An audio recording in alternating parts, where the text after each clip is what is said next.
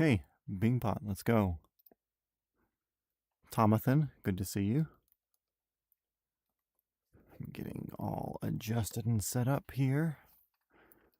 Let's see, let's get myself in VR mode so we can see what I'm seeing.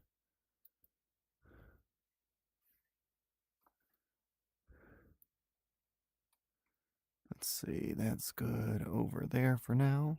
Sick. Already press shift key.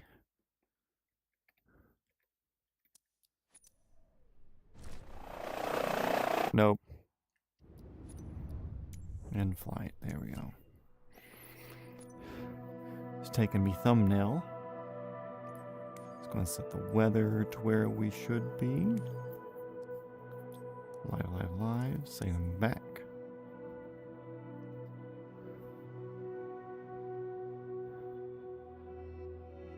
We finished up in Babullah.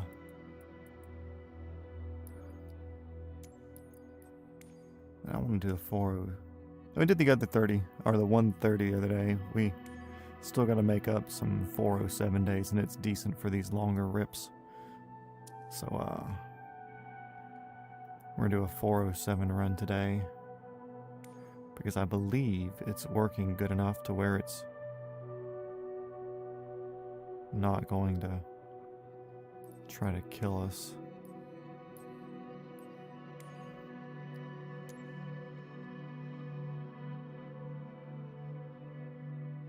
Try to keep even usage somewhere in there.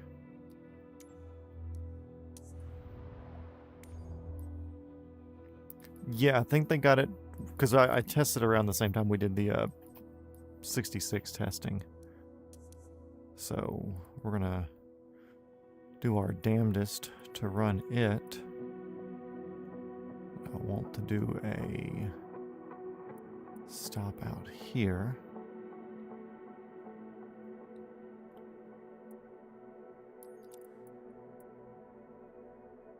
I gotta do a final stop first. The final stop to be, where were we, down here? Yeah.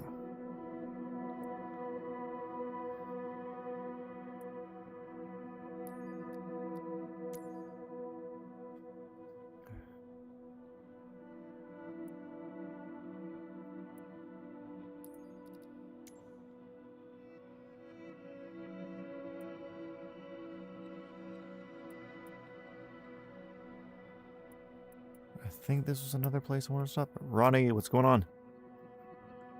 I had two spots I wanted to stop on the way down. No, I want to do so wrong. Which is, yeah, mainland.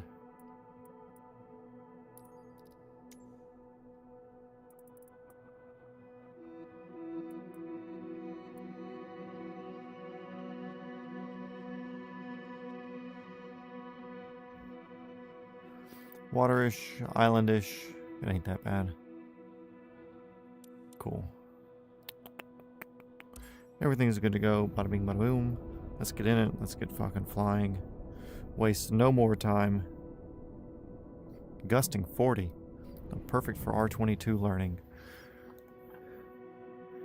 If you want to learn to fly an R22, today is the day. Although they start you facing the wrong way. Hey, 407, what's up? What's poppin', low gang? Hate that the window's already dirty and this is kind of annoying.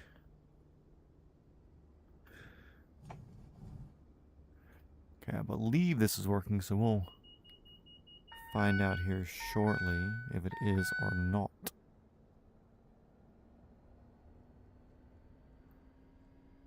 Okay.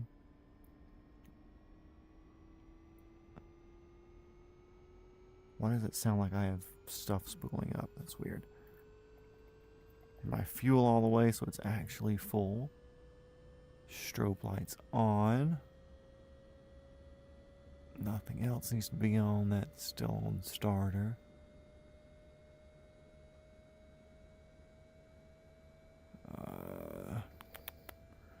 Left boost on.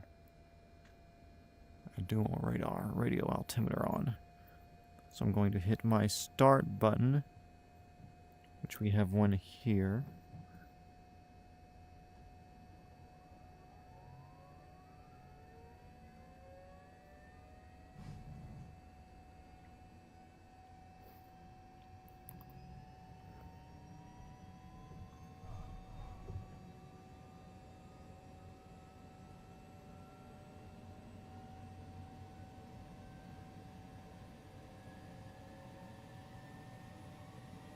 Generator on.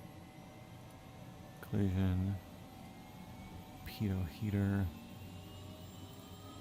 Transfer on.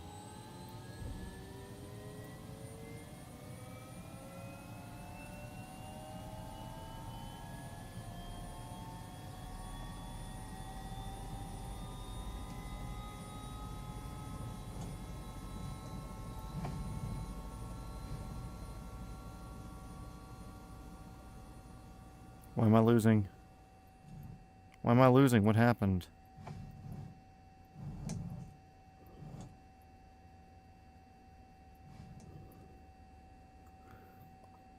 Fuel valve was on.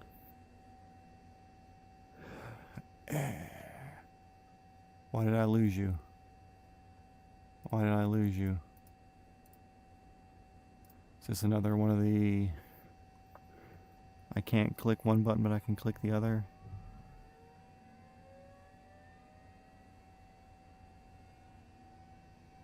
Oh, it's where my throttle hand works, but...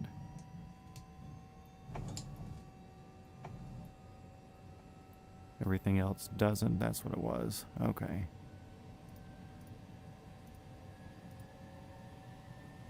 Generator on. Okay, so that's one of the weird button discrepancies.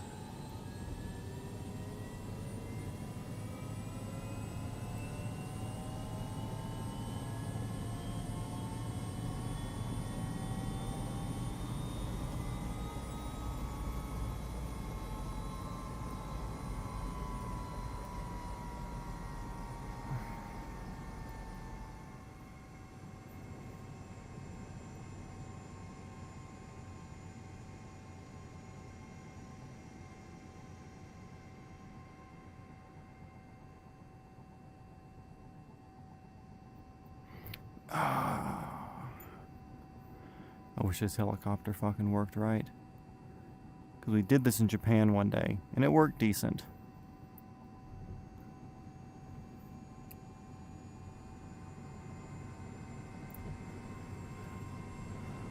But the left fuel transfer light would never go off, so I think we just lived with that. I think that's what was going on.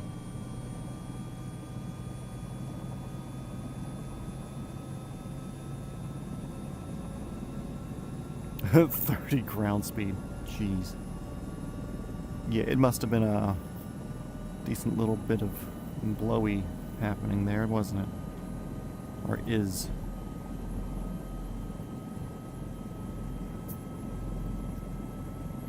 Okay, well, that's cool. Let's just live with our transfer pump on. Cyclic centering doesn't matter. We're waiting on rotor RPM to get where it needs to be. I think we're pretty much there.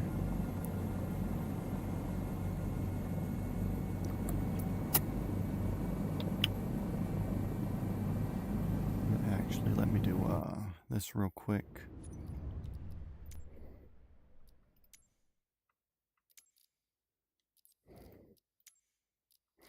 East USA, 43 milliseconds. Sick.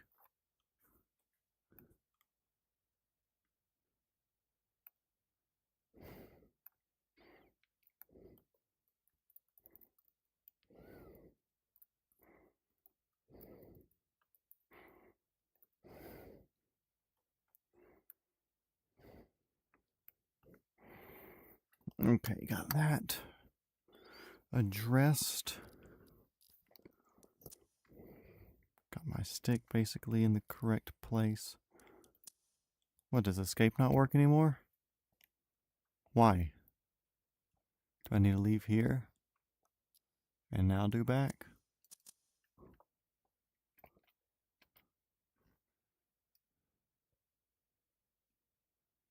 Strain. Am I stuck?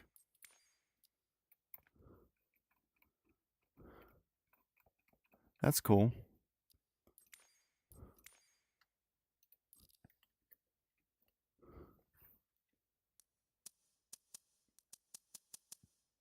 Cool. No, my back button doesn't work, so we gotta redo all of this. I think I gotta restart the sim, guys. That's fun. Maybe we won't do the Bell 407. Okay, give me a second while we restart back up.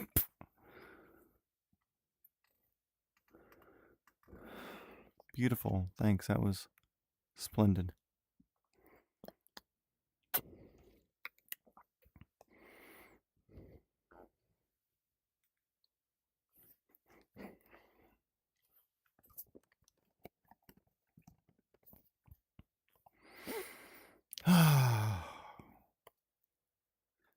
It was working too good. You know, that's what I get for assuming that it was going to be right. That's what I get. I was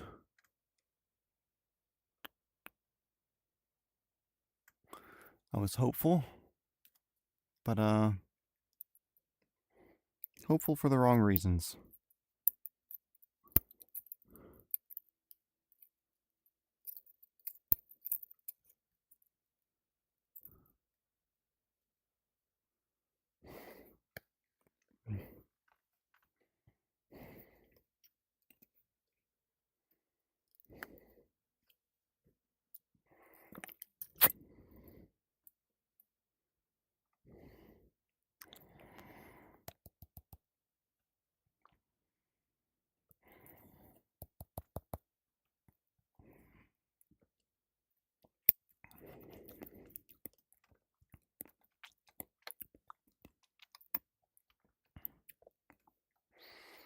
Okay, looks like we're good to start.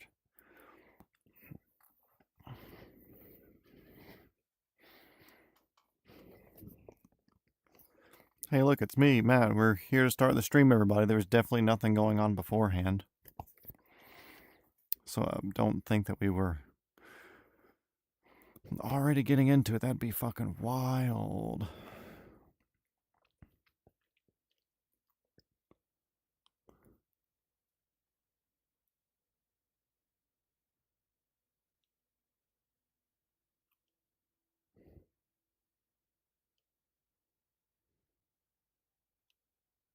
So we were...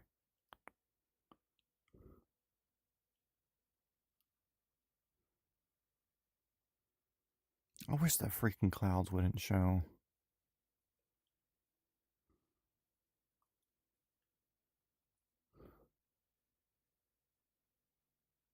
When I say custom, I want no weather. So I can see what's going on. Okay, we were here, middle of the screen. Okay. Now I have to go to live.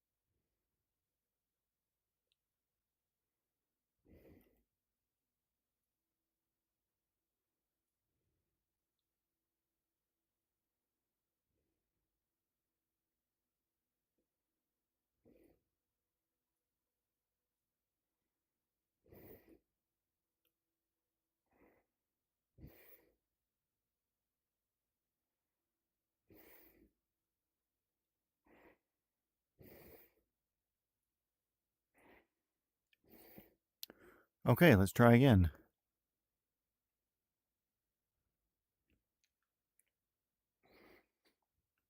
Can't remember what other helicopters? Basically the Airbus fleet. On a budget. the 125/350, the 130, the 145, the 160, the 225. Chinook, haven't done the Chinook in a while.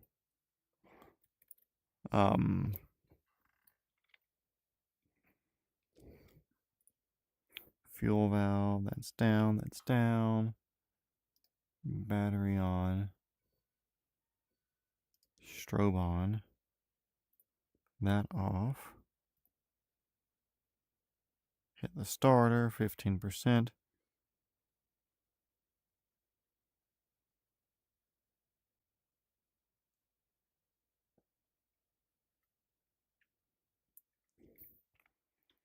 Those are going.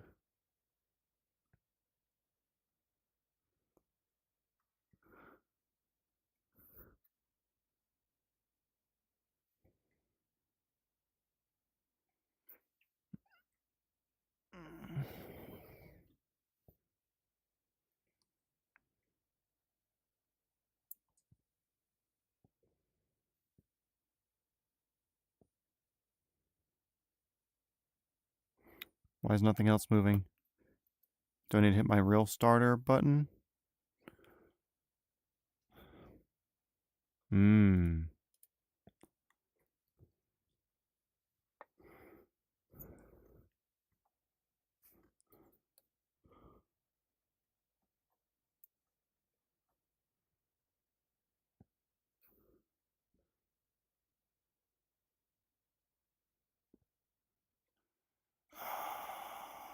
One day.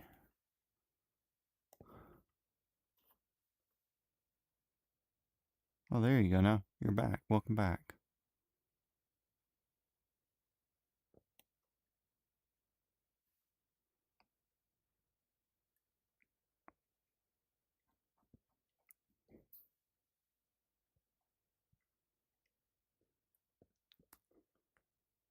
Okay.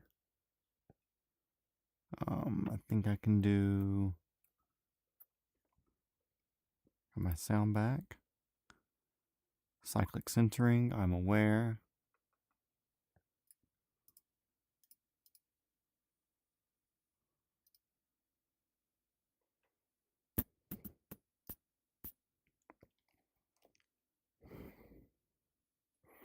Hit my fuel button a couple of times. Make sure we're topped off. Oh my god, everybody, look, we're just now getting into it.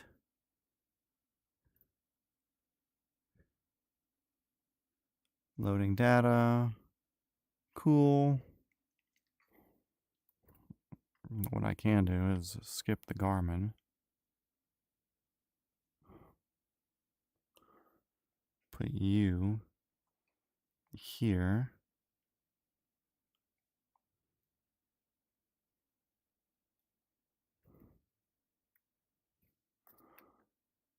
Garmin's on.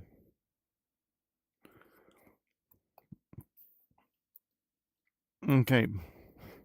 Not going to worry about the fuel things or anything like that. We're good to start picking up. In the world's squishiest helicopter, as I like to call it. Let's get rid of our lollipops over there. Where's my G button? There we go. Oh. Oh.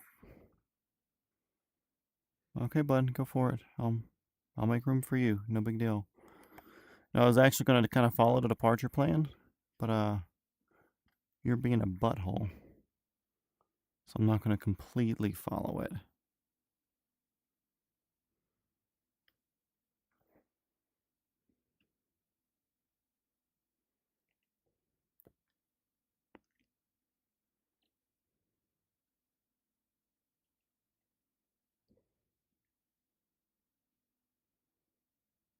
So now the Garmin doesn't have me following the same path as the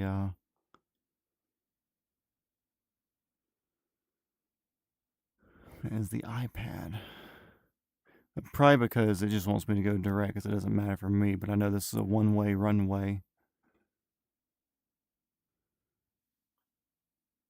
Yeah, but where are you going, you fucking idiot?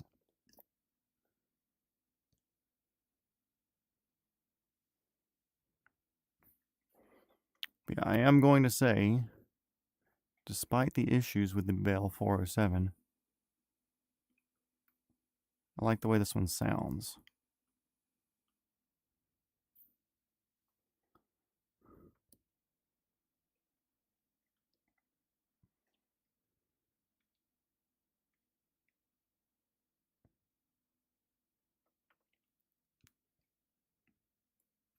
Zero game audio, like anything.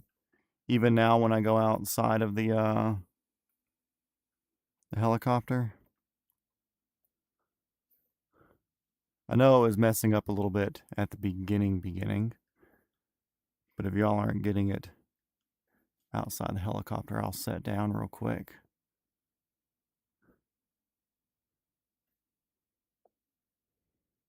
Okay, cool. I'm sitting down real quick and I'll hop in OBS and check it.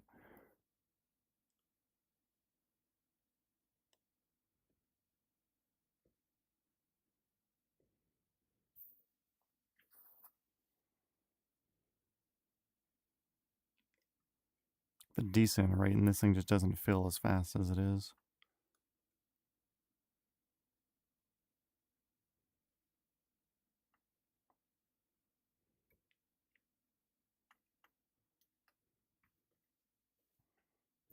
Okay, let me do, what button am I looking for here? I want to pause. Go to OBS. Microphone, so desktop audio muted. Huh, why is that muted? Okay, cool, so y'all should hear it now. Let me resume. Okay, I'm gonna sit here until I can see the delay with you guys. Can you hear this?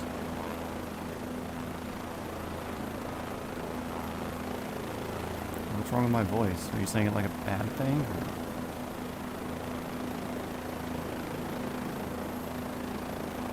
Yeah, so the bell is quiet. That's the thing inside it. All, like, really all I get is like a humming sound inside. You should have it now. 5x5, let it go. Okay, back inside. So there you can also kind of see what my delay is with you guys.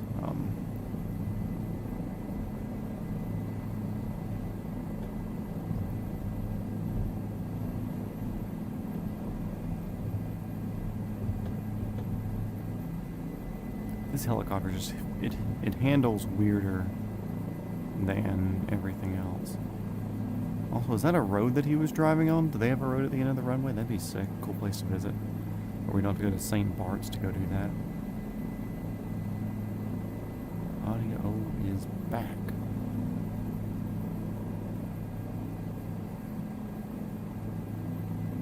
That is what we like to hear.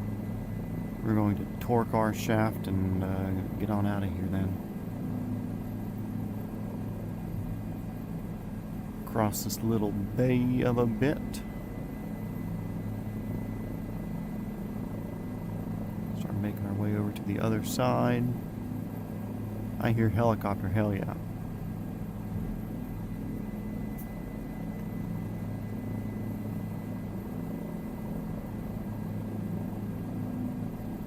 But yeah, I always like the way the 407s sound whenever they fly over. We rarely get the 407 flyover compared to everything else. Usually we get a lot of 206s, just because Air Evac Life Team mostly runs the 206, and they're usually working south of us and delivering to north of us, so they go straight over us. Most of the 130 traffic that comes over is like east to west, which is rare because there's nothing really on our east to our west. We have the Air Methods Air Base to our west, but it's like 15 miles to the west, so we just kind of have to be in line with where they're going. If they're going over our house.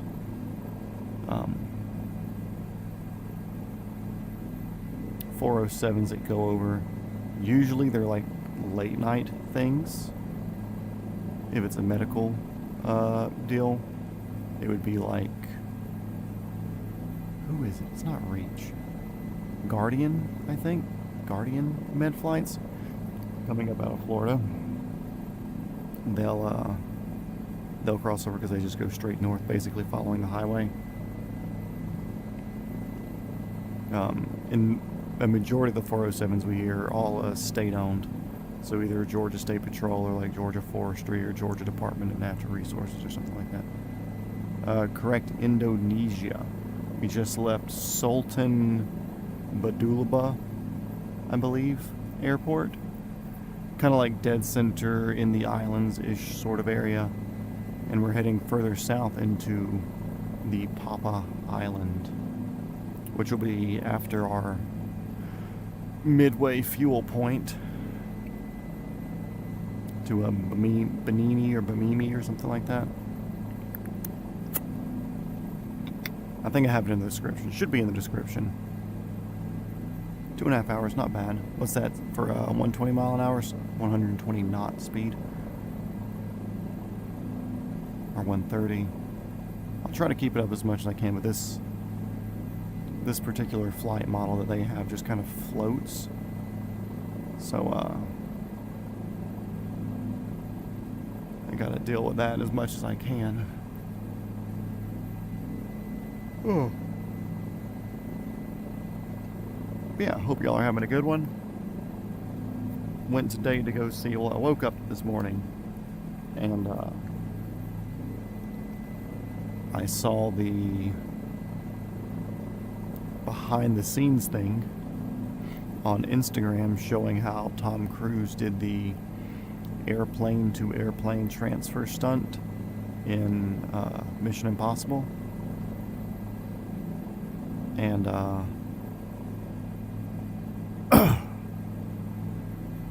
so I was like, okay, cool. I don't know when the movie's coming out because I don't watch traditional TV. I pretty much just watch YouTube, and I have YouTube Premium, so I pretty much don't see any ads of movies ever unless it comes across Instagram. So I haven't had the release date of Mission Impossible jammed into my brain yet from just endless advertising campaigns. So I happened to see the behind the scenes video pop up on the Instagram this morning. I don't even think it was an ad. I think it was more of a like one of the helicopter, one of the stunt pages that I followed posted something about it. So, I was like, okay, cool. Let's see when it came out. Apparently, it's been out for a little bit now, but the theater closest to me wasn't showing it.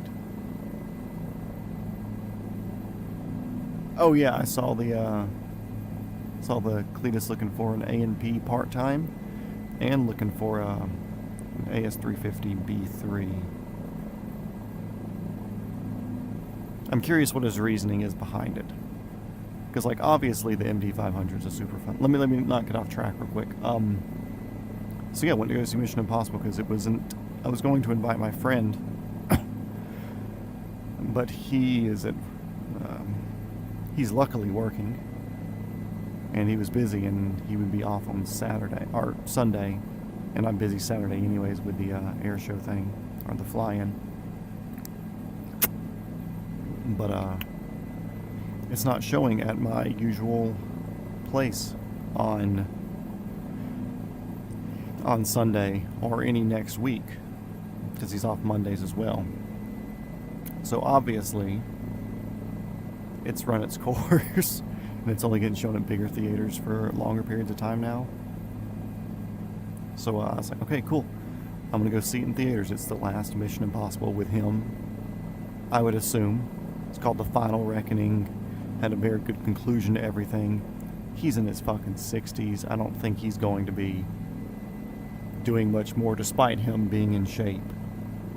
I don't think he's going to be doing too much more Mission Impossible stuff unless it's like a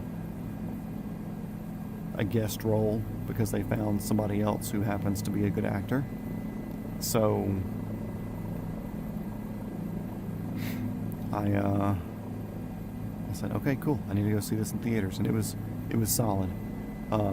Suggestions though, if you haven't seen it and you are going to go see it, go pee immediately before you get in there, and don't drink any water. Or if you do, make it less than half a bottle of water, because it's 2 hours and 50 minutes, and there are not really any slow parts. There's a few talky things, whatever, but it's all pretty relevant information to the story. So yeah, definitely empty your bladder before you get into it, because it is a lot, and it's pretty quick paced, and 2.5 hours, it's pretty intense. And looking at it from a perspective of somebody who's worked on a handful of action films and stuff, they did a lot of really cool things, stunt wise, scene wise, action wise. A lot of really hard stuff to do and to pull off without having to do some very extreme practical things. So that was neat. That was very cool to see.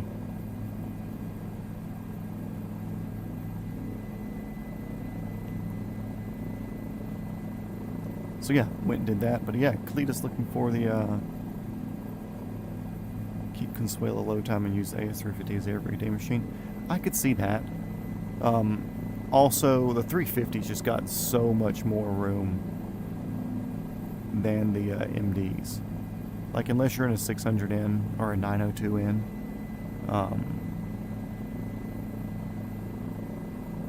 like you can't really do much in the 500 unless you're sling loading. And like, you could really see that was an issue during Hurricane Helene, where even though the R-44s had less power than Consuelo, they were able to bring close to the same amount of stuff just because they had the fucking room. And there's room in the cabin. The MDs are small and they're quick, but when you're putting multiple people in there, they're not as quick. Now, of course, he does have the BO 105 that he had originally got from a Heavy D back in the day. But I still think he's shown it in video, so it's not like it's a secret. Like when he went up to go fly with Tyler Perry.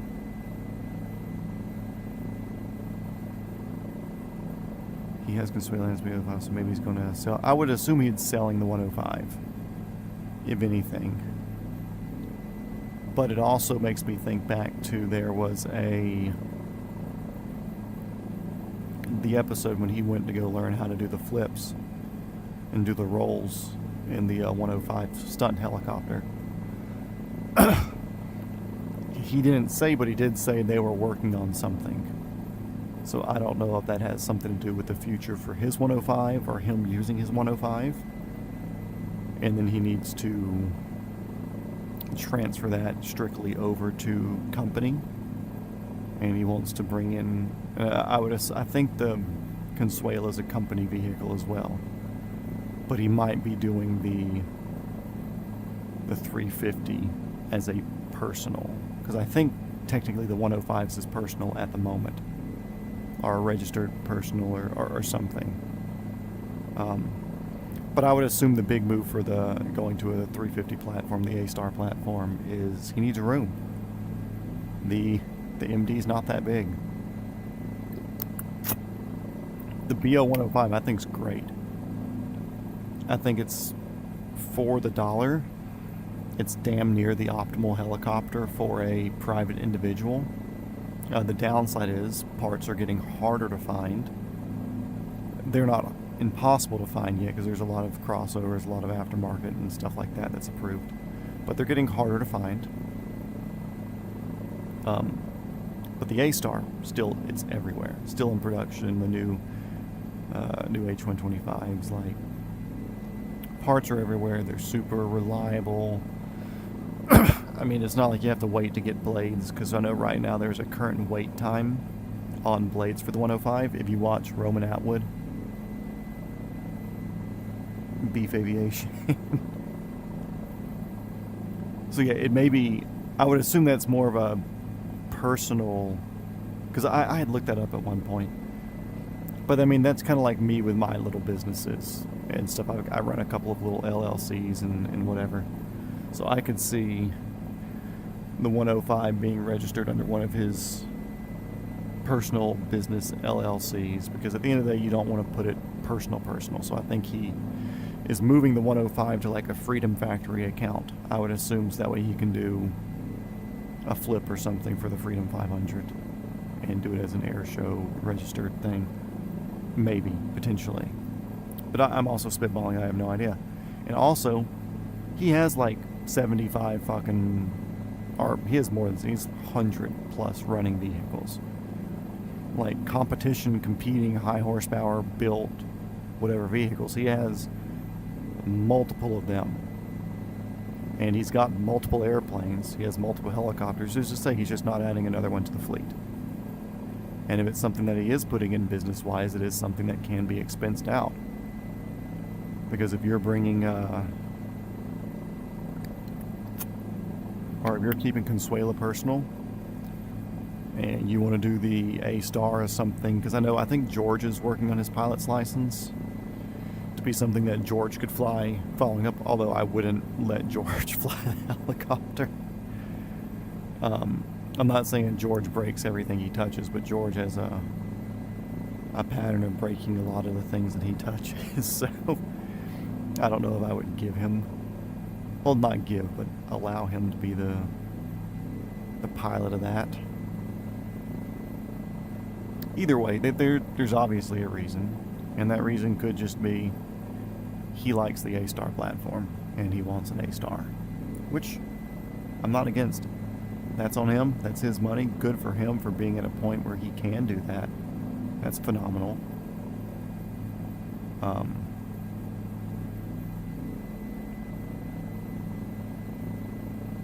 If I had the money and the ability and the resource to sorry for the wiggling, I'm scratching my eyes. If I had the resources to own more than one helicopter, guess what? I'm going to own more than one helicopter. If I had the hangar space, you know, a mechanic on payroll to be able to do all that stuff, then yeah, why not, you know? And honestly, that would be I don't want to say a dream job, because I would love to be a self-employed something, having my own fleet of whatever. But I mean, if you were ever to work for somebody and be like a licensed pilot and A&P, especially if you would do like fixed wing, turboprop, potentially multi-engine, especially multi-engine, because you'd have to do that. Is there a separate multi-engine rating for helicopters, or is it just getting up to speed on whatever the platform is? Either way, being able to be a licensed pilot and for multiple aspects and A&P, that would be a choice place to be with, because like I'm a car guy too at the end of the day. I'm a car guy more than anything else. Yeah, flight schools can be few and far between, especially if you're looking at helicopter stuff, just because it's such a higher barrier to entry compared to fixed wing.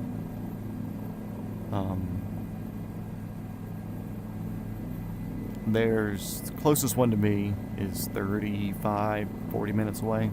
That's tier 1. About 30, 35. Prestige is like an hour and 10 minutes, no traffic, but that's also going up into Atlanta, so it's an hour 30 just because of traffic at least. Which that would also suck for scheduling a class and then getting stuck in ridiculous traffic and having cancellation fees and whatever. Cletus has 2 105s? Are you talking about Heavy D or Roman? Roman has the all-black one that he got from Heavy D. Cletus helped him fly that one back to Thoroughbred. The only 105 that Cletus has that I know of is the black and red one. But the all black one, it's Roman's. Roman bought that one. Unless you looked up Beef Aviation. In that case, it could be a company that Roman and Cletus own together. He owns two 105s. What's the other one? Is it a November 8809 something? Shit, I forget the number for Romans.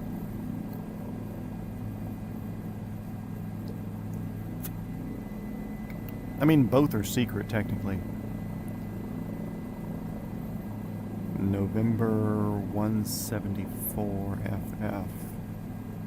November 174 FF.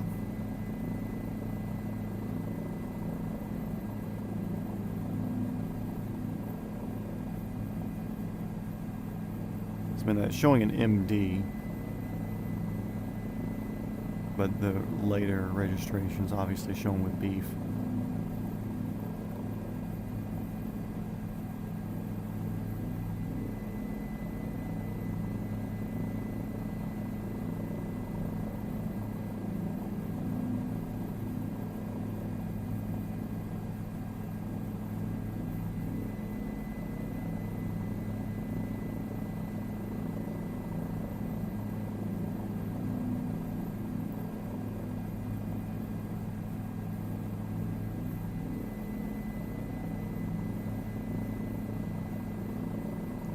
I wonder what its old tail number was. I can look that up. I'm just flying, so I can't look it up.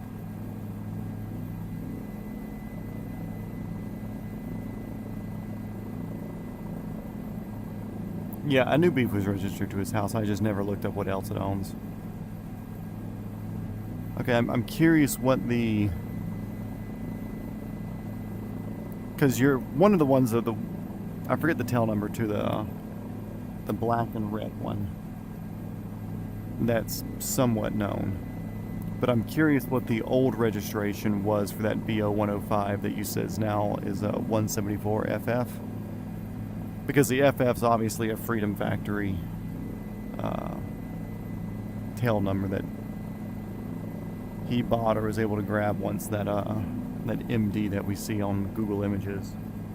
But if you could tell me what the previous tail number to the 174 was, then I'd be interested in that, because then I could see a picture of it and see if I recognize it.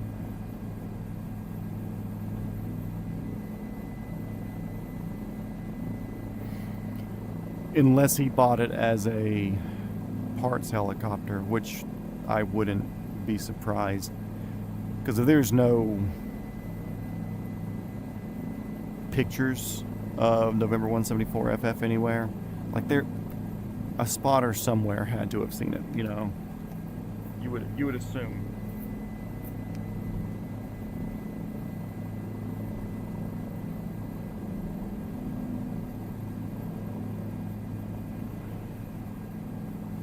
But yeah, I wouldn't be surprised if it was a parts helicopter and he registered that number just to hold the number. Because maybe that's just another good number for him that he likes. Because I know 42FF, or 42's kind of been one of a popular number for him even before Consuela, if I remember right.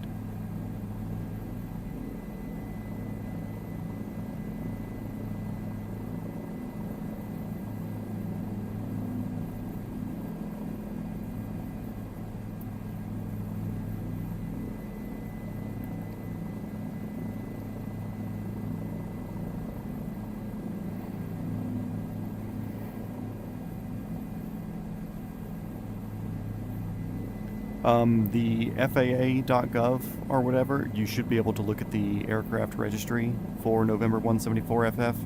Check the serial number on that, and then you can look back on aircraft history on that serial number, I believe.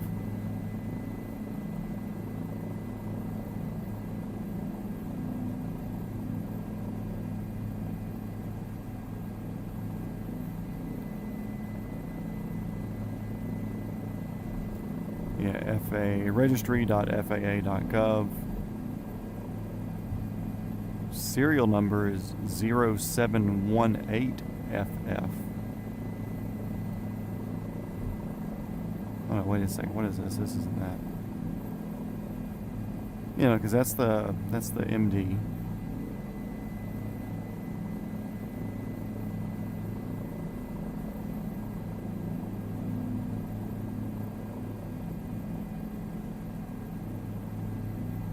Yeah, that's showing the MD as having that tail number still.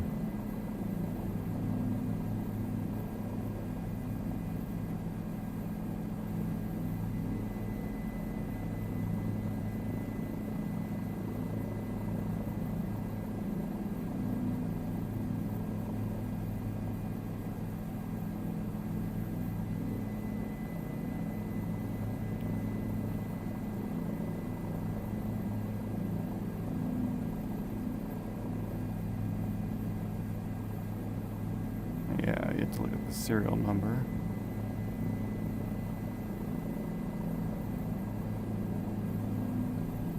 You got 105. Okay, an orange one comes back to that serial number. And you can double check me on that. It looks like a 1996.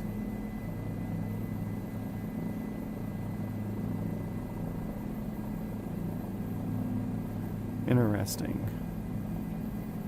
I wonder what the story is on that.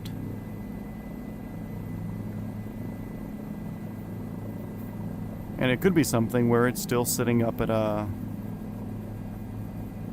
Thoroughbred. Because he hasn't shown his home hangar in a while. But I think his home hangar just keeps the black and red 105 in it. The Consuela, it stays at the Freedom Factory. Because that's where they have the buggy and everything for it. The Cub and Consuela stays at the Freedom Factory. Plata stays in Sarasota. The other BO-105, the black and red one, stays at his house. So unless he's hiding it somewhere,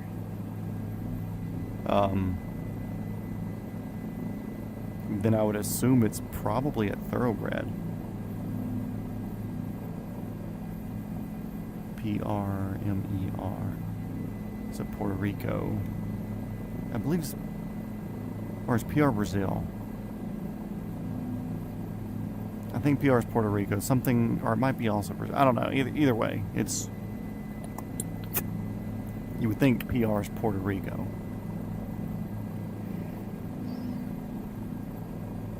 But I know Brazil isn't B.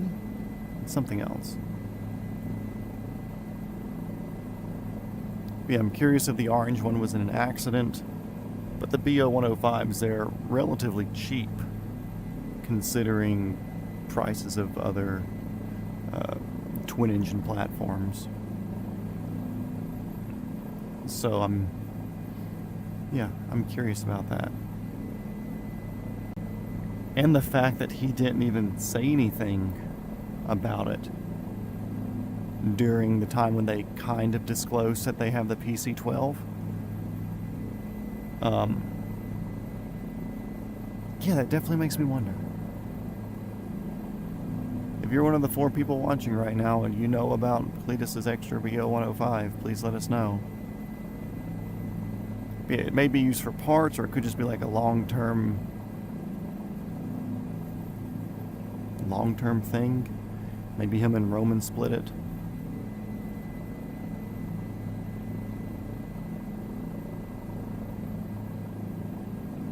Or it could be one that he's getting set up to do tricking because he wants to keep his family one, the family one. And he wants to make 174 like a Freedom Factory 105, then pay somebody like well, it wouldn't be Aaron Fitzgerald, but one of the licensed air show performers to come in and fly it.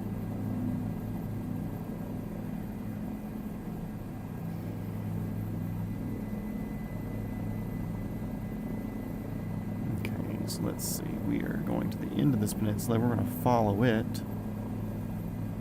And once we get to the end of that, we should be able to see the next islands that we're going to, which has an airport that we're going to stop at. And then once we get down through this archipelago of islands, we'll just swing into this one just because I think we'll have plenty. But yeah, the curious case of Cletus's helicopters. But like, I also understand not wanting to tell people, you know, it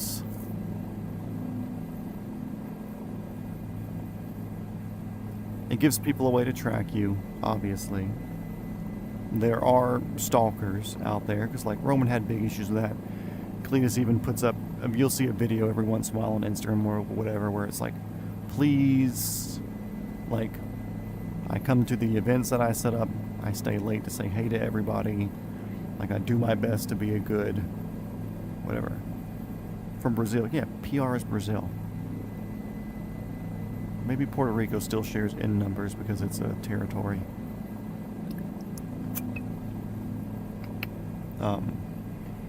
Yeah, every once in a while, like, he has to do one of the things where it's like, hey, don't show up to my house.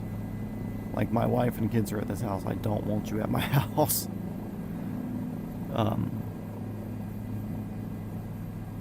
So yeah, there's a chance he just doesn't share it, but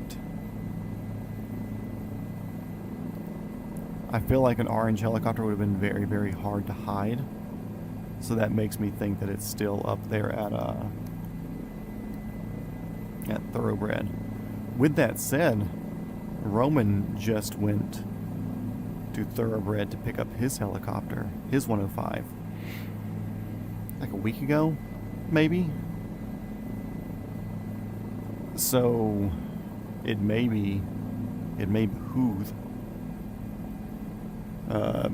me, whenever I have some time, to backtrack some of his videos to the one where he went to go pick up the helicopter, to when he went to go drop it off down there. I think Heavy D was there recently-ish, so it might be worth it to go back and investigate these a little bit to see if it's something that we can spot an orange 105 or whatever there. Which I'm sure there's also people on Reddit that have gone and done the digging, you know, just because it's like people on Reddit a year or two ago knew about his PC-12. So it's not like it's not like the autists that can figure this out aren't out there and somebody's already done the deep dive. And part of me doesn't want to look, because at the end of the day, like, cool, you know, I care, but I don't. But I also don't mind looking, because I know I'm personally not going to be showing up to somebody's house to go like, oh man, look at this. This is. I wonder if I can get through the gate when the UPS man goes in there.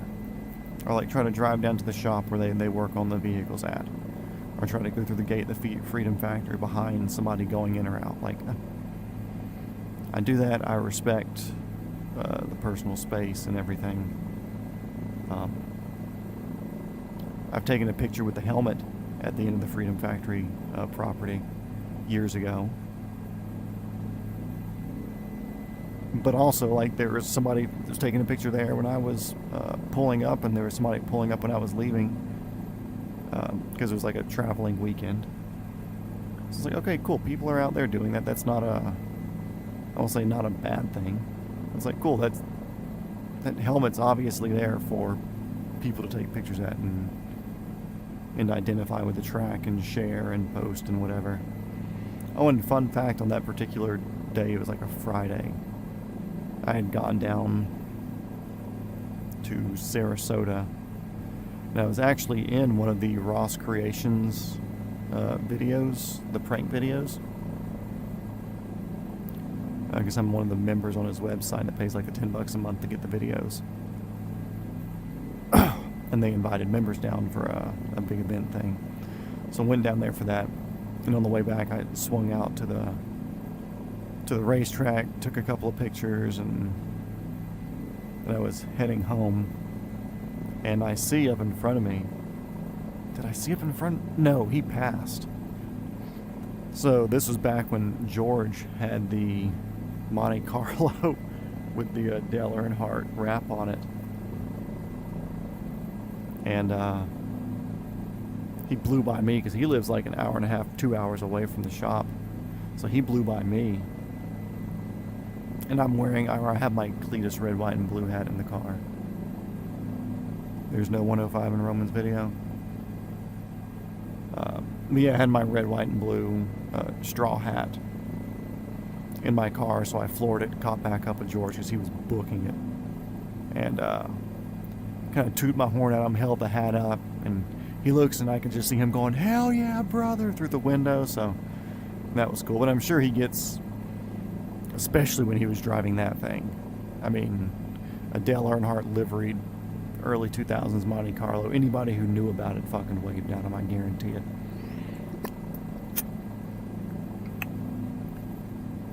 But, yeah, that was a while back. I do need to go to one of the events down there. I think it'd be fun.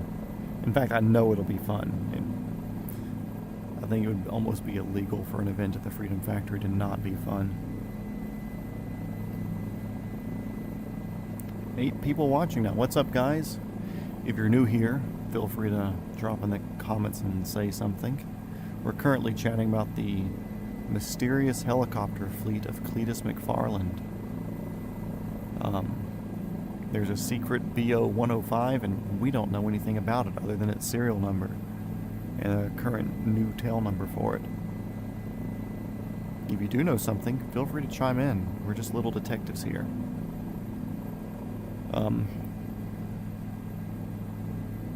Every time there's a call to action, people leave. They're like, "Oh shit, he sees us. We gotta fucking scram."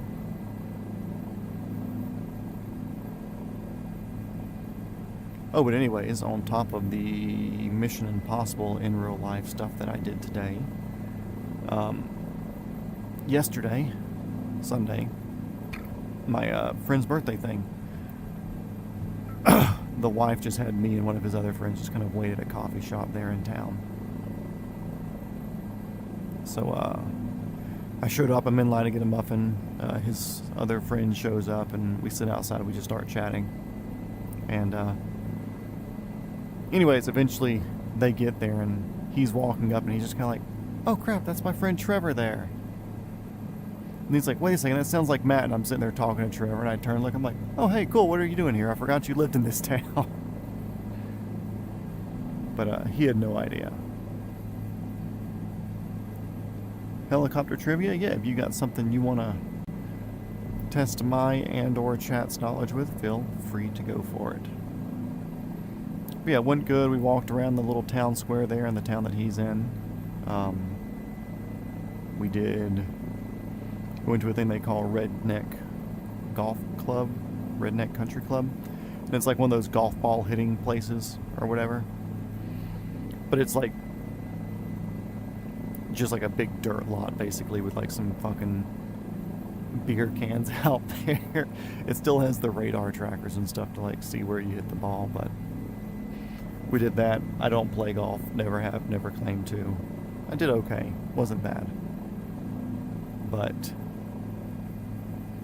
we had fun doing that. We only did an hour of that. Then we drove back up, we hit the gym. As me and him we're both into the fitness thing.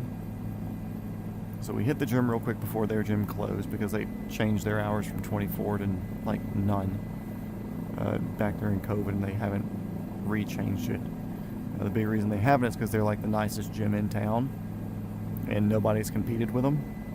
So there's no reason for them to change their hours if it's saving them money. If another gym were to show up and be like, "Hey, 24 hours, they'd probably up their shit because they'd lose so many fucking members if they went to a 24-hour gym showed up in town that was like comparable with a price and amenities. Yeah, so we did a very good chest and arm day. It was just gonna be like chest and tries, but one of the guys was just like, or the other guy, he's like, hey, let's superset biceps in theirs too. So did a couple of chest pushes, did chest flies, did tricep pull downs and some curls, and we supersetted those too. But we got at the gym at like 5:10, and it closed at 6 o'clock. So we were rushing through it. Feels good, and I'm still sore from it because I don't push often myself. We did that. We went to go pick up food afterwards, and now I used to date a girl in this town. So anytime I'm out there, I'm like, I wonder if I'll see her, because she's always down in the downtown area and stuff. Anyways, we stopped to get burgers, and he just went to go pick it up, and it's a to-go thing.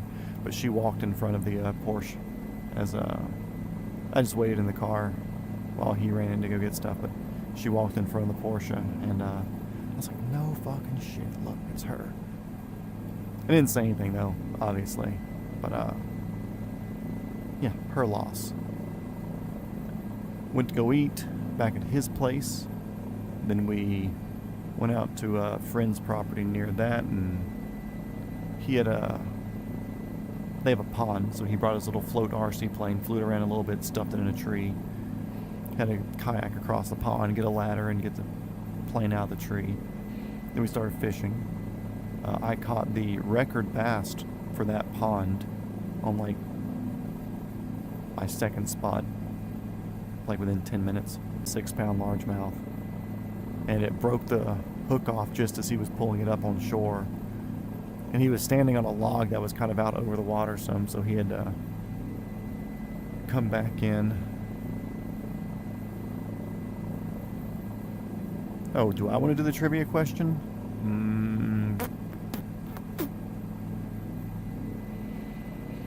Yeah, let me finish this and I'll throw one about some Airbus stuff. Blah, blah, blah, blah, blah. Caught the big fish. He had to scoop back off the log without falling down, and then it came off the hook, and anyway, he's fucking pumped. Got home, drank some protein shakes, and then I skedoodled out because he had to go to work the next day. Anyways. So yeah, trivia question. While discussing, or while talking about Airbuses, it's generally known that the Airbus 145, or the Eurocopter 145, is all based off of the Kawasaki Industries BK-117. How do you tell the difference between the BK-117 and the EC-145? And then how do you tell the difference between the first and second H-145s, which would be like the D2 and D3? What's the biggest telltale between the BK and the EC? And then what's the big difference between the D2 and the D3? Where is GPS? Right there. Oh, are you talking about George? I don't know. Oh, well, he's on vacation, so he can show up, he can not show up. I'm okay with either one, but he's up in Virginia. Which sucks, because I was going to try to get him up to the vintage airplane fly-in this weekend. I plan on doing that Saturday. So Saturday night, who knows? I might be too fucking tired. I might still be out doing stuff. Depends on how the day goes there.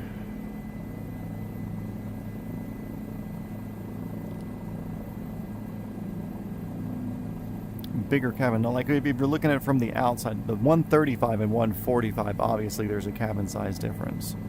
But with the assumption that, I mean, they pretty much are the same size cabin from the 117 EC-145, H-145, D2, and H-145, D3.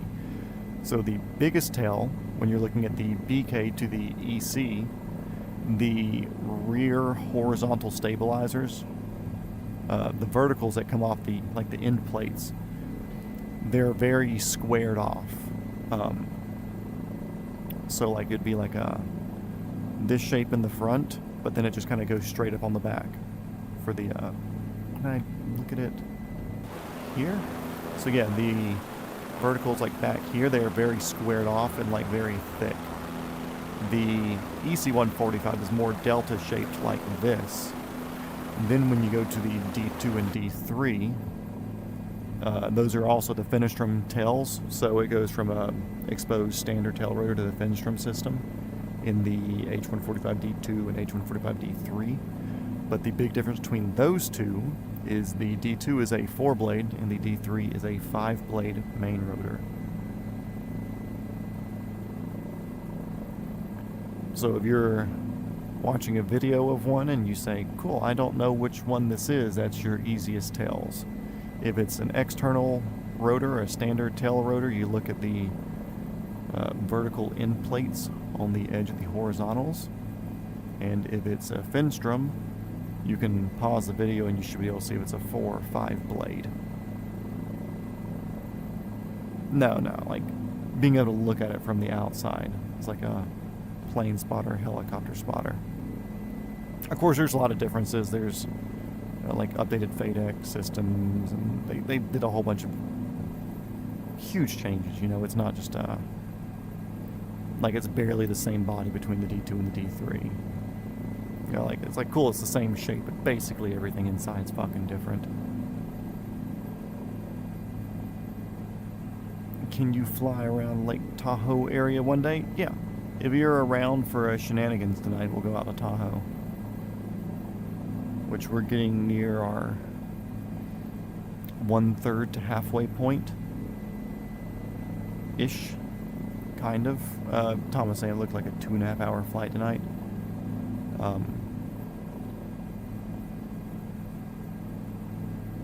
So yeah, it's once we get done with our general path here, then we'll head that way.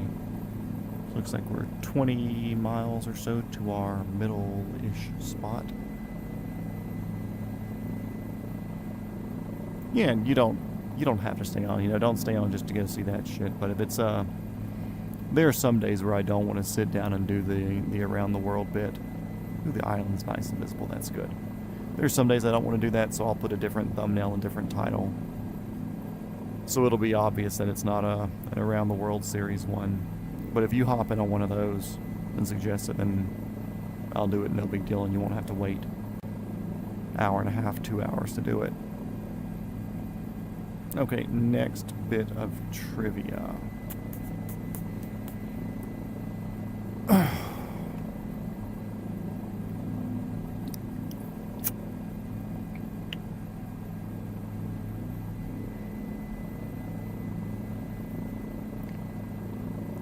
Which Black Hawk model did they update the engines to have like 400 more horsepower total? Or things like 1,200 horsepower each or something like that. It might be 1,000 or 12. Anyway, which Black Hawk model or revision was the step up in power that everybody wants to get in the used market, or to get the engines from,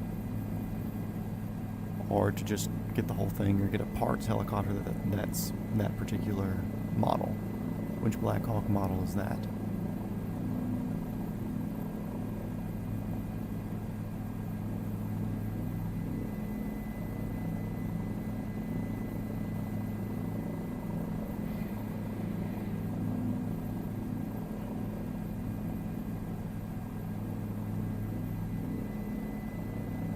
There's a little island up here.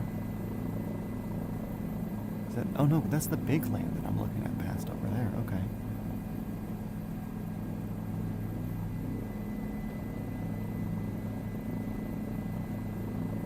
Lima, correct, is the Lima model. And now sticking on the military helicopter side, what submodel, or what helicopter, has 3 engines? And we're not talking about like 2 main engines and an APU. I'm talking about 3 actual power units on it. Actual power unit APU. 3 like rotor driving engines.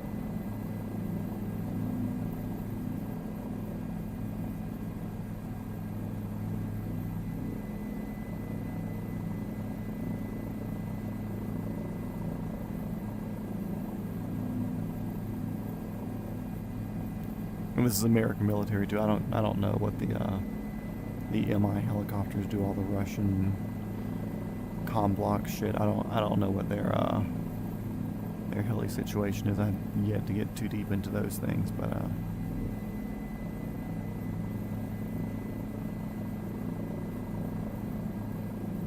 everything's looking good.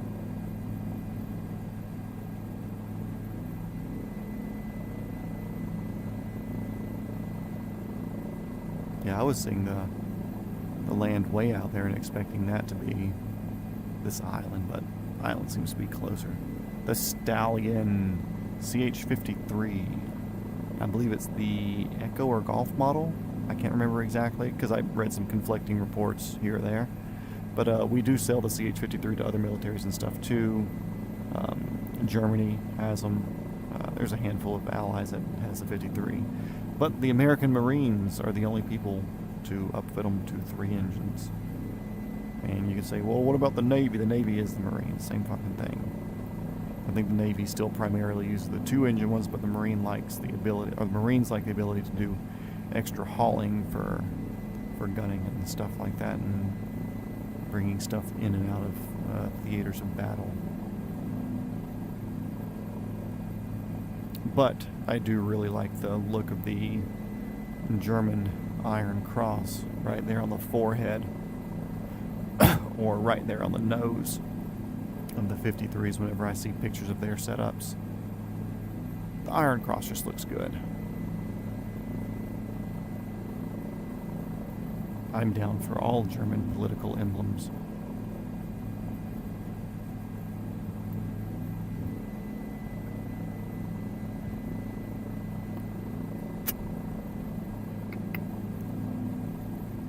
Let's see. Where's my mouse at? Here it is.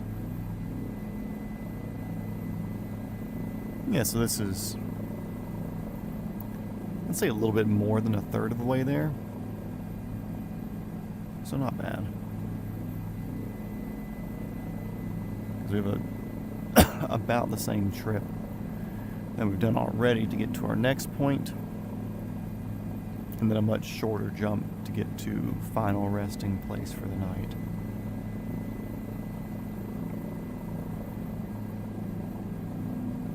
And we're in a cloud. Yippee.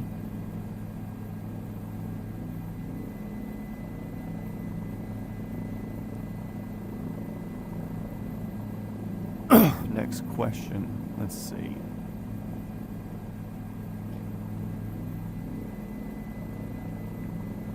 What's something that we haven't talked about? Because we talked about K-Max rotor systems. So that's been touched on. Which, if you don't remember anything about the K-Max rotor systems or what we're talking about, I'll just go ahead and ask it anyways. So that way it can be said in case anybody here is listening or rewatching and they're curious. The K-Max rotor system does not articulate. There are no twisty or flex joints at the rotor head. The blades are solidly fixed. How does the K-Max actuate and move the rotor blades in so it can take off and move around and control itself if it can't, collectively or cyclically manipulate its blade pitch?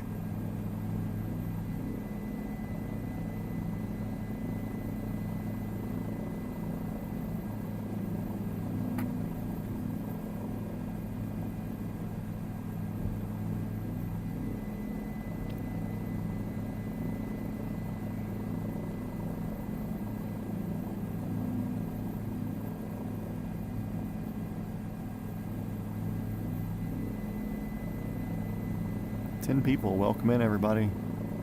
Glad you're here. We're working our way through Indonesia right now. We're in a Bell 407. Consider this little wiggly wobbling waving me actually waving at you. Or, hell, I can do this. Hello, welcome. Woo!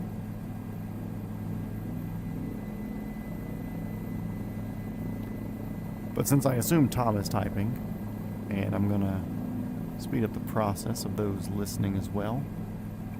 If you look at any sort of picture of the Cayman and K-Max helicopter, it's a twin rotor helicopter, no tail rotor, but both rotors are kind of like right here and right here. They're just offset and the blades intermesh. But there's no adjustable pitch on them. So how does it work? If you look about halfway to 2/3 of the way down the rotor blades, there are flaps. It looks like airplane flaps almost, but they stick off a bit off the backside of the blade. Your movements with the collective or the cyclic actuate those flaps. And those flaps put more or less lift on the rotor system, which makes the blades flex. And when the blades flex, they have a little bit of intrinsic curve to them in one way or another, or they're built in a way to where, I think they're wood actually. Anyways, when they're put under that extra stress of the flap being actuated, it'll actually move the entire blade itself as well as with whatever little bit of lift comes from that flap. But when that blade itself moves, it creates a different angle with the blade, causing your increase in pitch or decrease in pitch depending on where your collective and where your cyclic is. And of course your anti-torque pedals as well, because there's no tail rotor, so you can't adjust the pitch of your tail rotor back there like you would usually do with your pedals. So what you're doing, you're just making one of the blades want to pull the helicopter forward, one kind of wants to pull the helicopter backwards. Same thing as a Chinook. Oh, you got a phone call. Oh, we're talking about K-Maxes. So they kind of turn similar to the Chinook, but just the pivot point being between the two blades, which are right there, instead of between the two blades, which are front to back. But yeah, so they don't use a traditional articulating rotor. They're fixed blades with no articulation whatsoever. Although I guess you could consider the articulation of the flap on the blade itself as an articulation, and the blade appropriately bending and deforming due to those aerodynamic forces being introduced, causing the lifter, whatever the needed movement or input dictates. That's the K-Max. Very cool helicopter. I think they're super cool. Another fucking wiggly as hell. Or like, I can't even wiggle my sticks here. Like, it looks like this when you're flying it. Just the cyclic just fucking wags around. I think there's a guy on Instagram called Tyler Burrows. I believe he's a K-Max pilot. And this past week or so, he was just doing a flight across the U.S. and like the best winds that he has were at like 7,000 or 8,000 feet. So he was taking this K-Max helicopter up to like 5,000-6,000 foot above ground level, flying across the middle of the country in the world's fucking shakiest helicopter.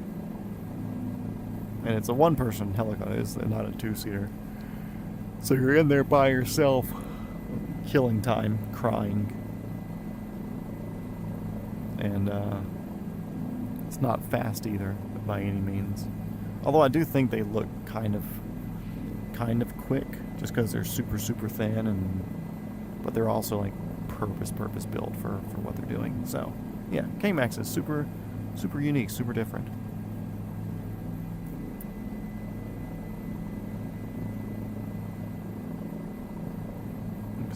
Runway in sight. Whiskey Alpha Mike Juliet.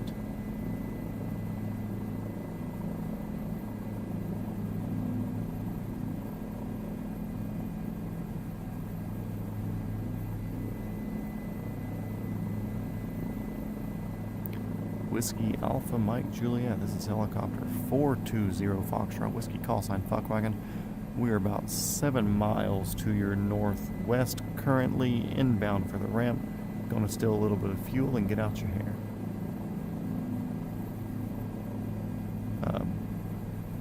Whatever. Fuck.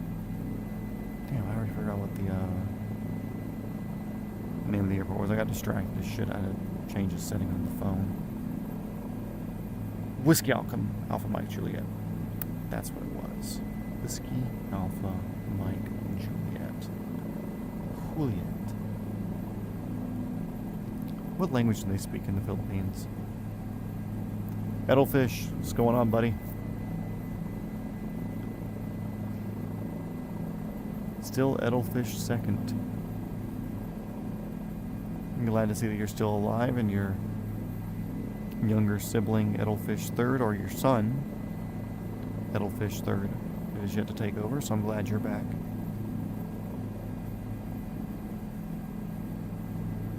Weird, I wonder if they did logging here or something. That's a big ass bald patch on an island that shouldn't have a bald patch.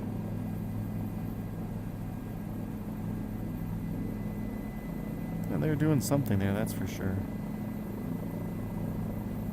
Oh, what the hell was that?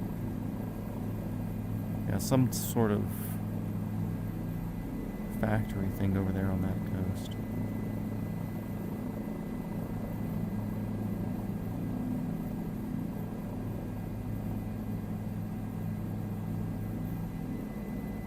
Curious if it's going to show up.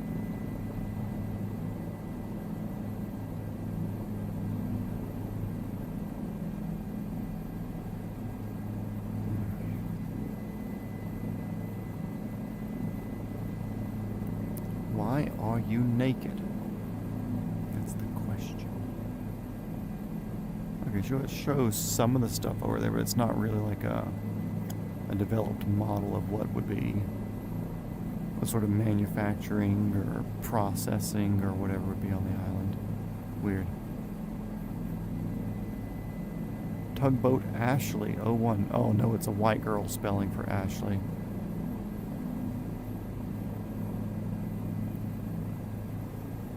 Bintang. Soltisa.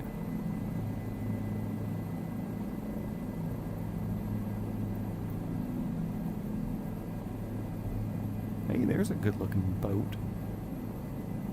I miss boats. I think we turned them off near Japan just because like they were causing lagging and stuff in some areas. But they're nice to see.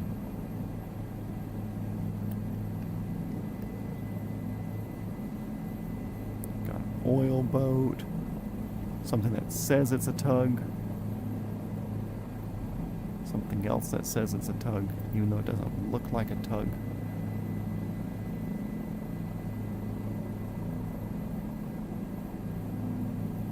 Tug. A lot of tugs out here.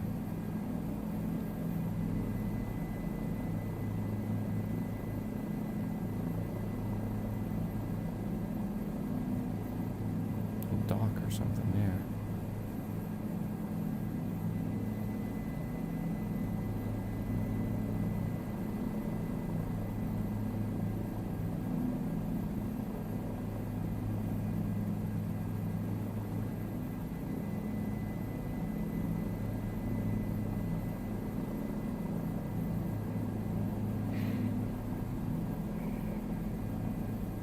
Set down over here. Take a wee bit of fuel. Down on the collective.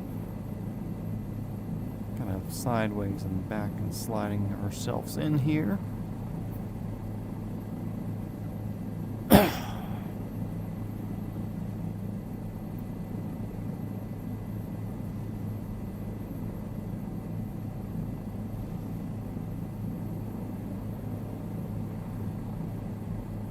Wind coming off my left.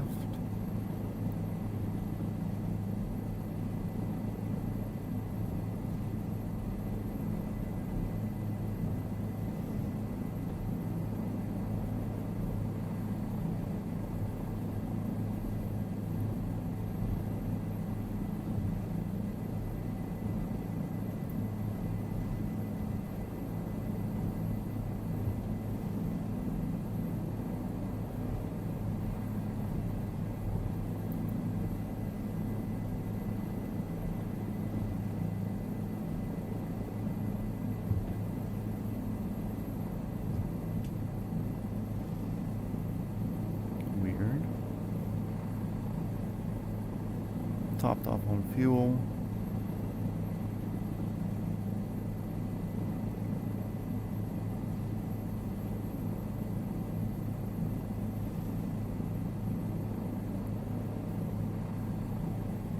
English, French, Chinese, camera,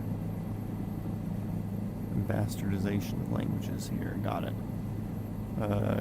Gracias, mi amigos, for the fuel. El gasolina. I don't know. I might throw an extra hour in at a leg.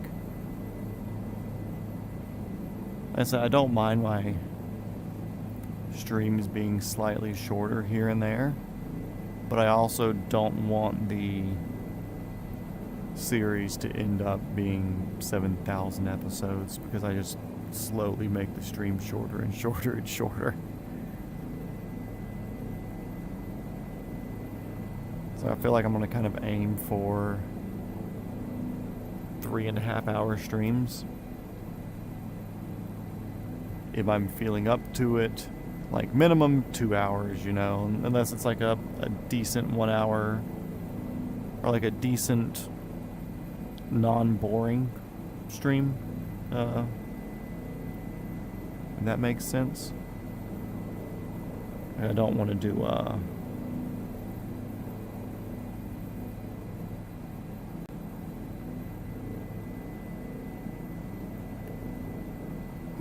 I don't want to just do like half-hour, 1 hour jumps, unless it's like, okay, cool, we're gonna tour around New York City on the way back down the coast. Like, maybe we'll spend a little bit of time there and just do a shorter episode.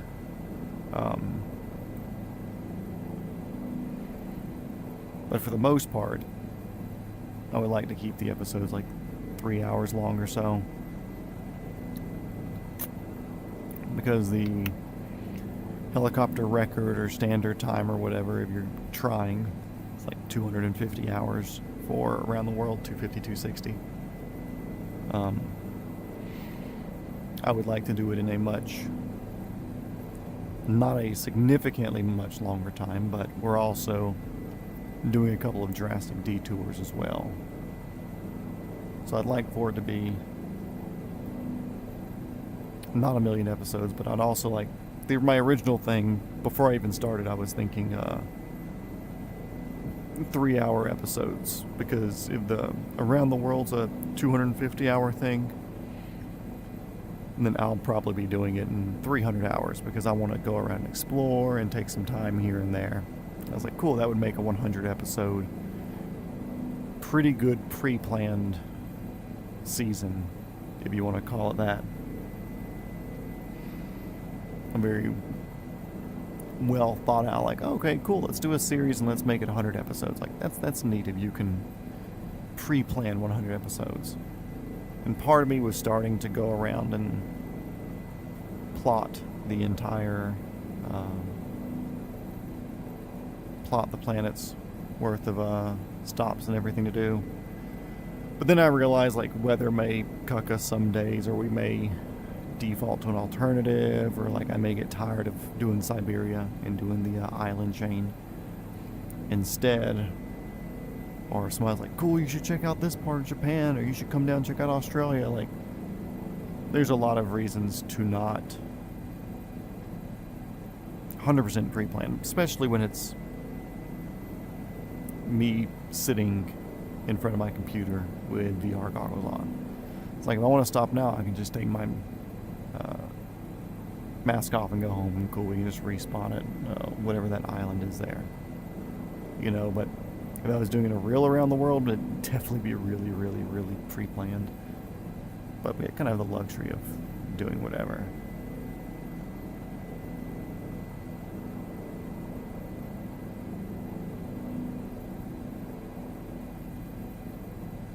There's only 3 helicopters I'm allowed to fly, 66, 125, and 130. I mean, I'm not allowed a 160 day to, like, blast across the desert in the middle. Well, then again, I mean, the 130 is pretty quick for those, you know. 130 has a good bit of speed behind it. I mean, both of them, 125 and 130, have decent speed. So, why did I just looked backwards. I didn't click anything. So I'll definitely default to those for the across the desert days. But I like to try to keep mixing up. You know, that's why I'm not doing everything over and over and over again. I'm trying to look ahead a few days and say, like, okay, cool. Like, I knew today we were going to have a good bit of water stuff, so I wanted a helicopter that could do 120 plus knots, 130 knots easily without, like, bouncing off V&E the entire time. And like in Japan, I think we had a 66 one day, and we did like the slower helicopters on that one day, just that way I could at least say that, oh cool, I used all the helicopters that I had available in the game.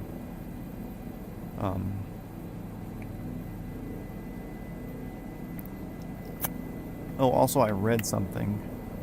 I was doing some research on the Huey, on why I would get a chip light just upon startup, and it was like, well, you need to manage your torque on the startup. Somebody else was asking about it. So maybe I need to just completely sit off the throttle entirely and do the world's slowest run up with it to see. Because I don't think in the startup manual they said anything about keeping it under a certain torque percentage within like the hyper autist, or like, well, with this particular engine you really shouldn't be pushing over 30% torque, and you really shouldn't be doing anything over 65% in flight. It's like, well, then call 65% 100. Don't fucking tell me how to fly. Looks like we're aiming for like left side of this island. A good bit off the left of it, okay. Next trivia question. What helicopter holds the record for the fastest climbing? Or like fastest sustained climbing. It's not just like an R-22 that was going 100 and was able to pull vertical 3 seconds and like, okay, cool, we got 100 knots vertical speed. Like what helicopter got like the record for feet per minute climb rate, sustained climb rate? Some bells, I think I don't remember what it says in the Huey startup thing. I'd have to look at my thing on my phone. But in like the Bell 206s, once you hit the 15% N1, you click the throttle to idle.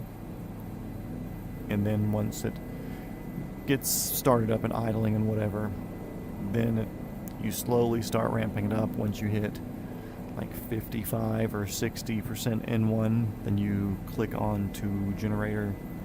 And why does it keep doing that? It's weird. Yeah, and then it's also like I don't have an idle detent. So I don't know if, let's just say idle detent is at 25% throttle input.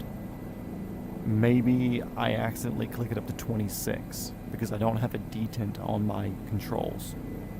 I don't know. I'll play around with it more because I do want to do the Huey one day. But I want it to fucking work, you know?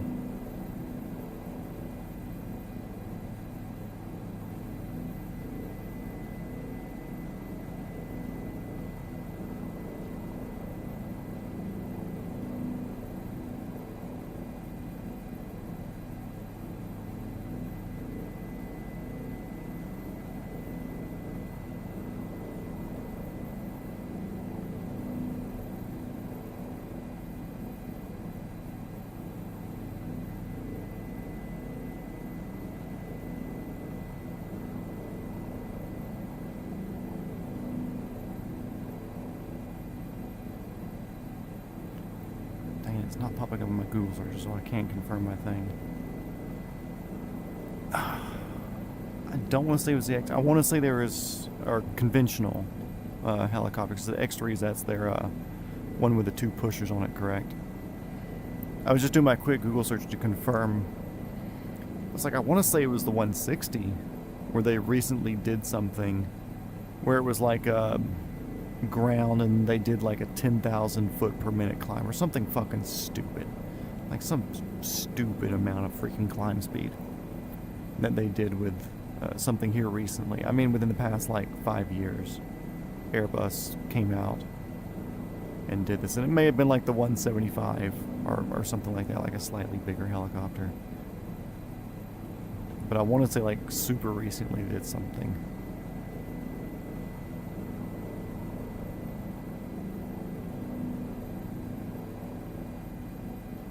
I don't think it was the X-ray. I don't think it was their pusher model.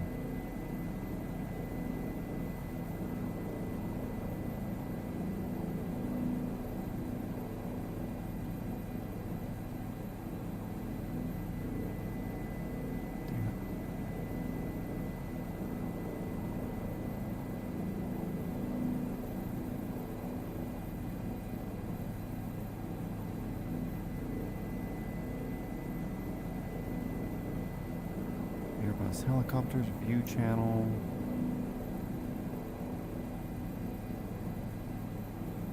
Talking about that around the world, or the climbing, the Everest thing.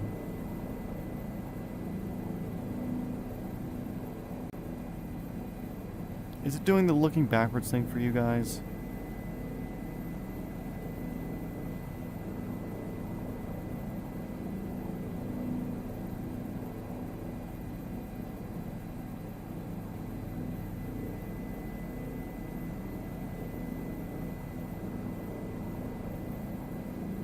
Yeah, I just saw it on the stream, it did.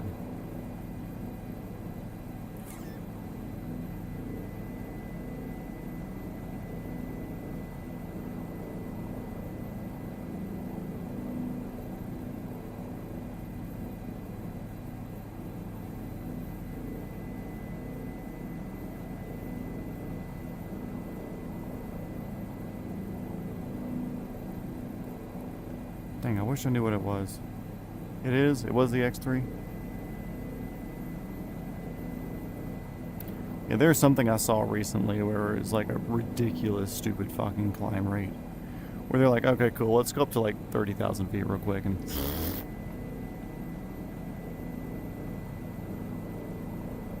I'm curious what flight dynamics on something like that will be. Because obviously there is a limitation to rotor systems just because of retreating blade stall and stuff like that. But those, they have different blade designs, obviously. They have like really weird bendy blades like we've seen on the 160 that we fly with. I mean, Black Hawk's fast as shit. It's got a different blade design. Oh, the steering stream doing the backwards thing. Oh, okay. But yeah, I'm curious how the pusher helicopters work. I'm curious what the physics around retreating blade stall and stuff like that is. Because I know, like, retreating blade stall in V&E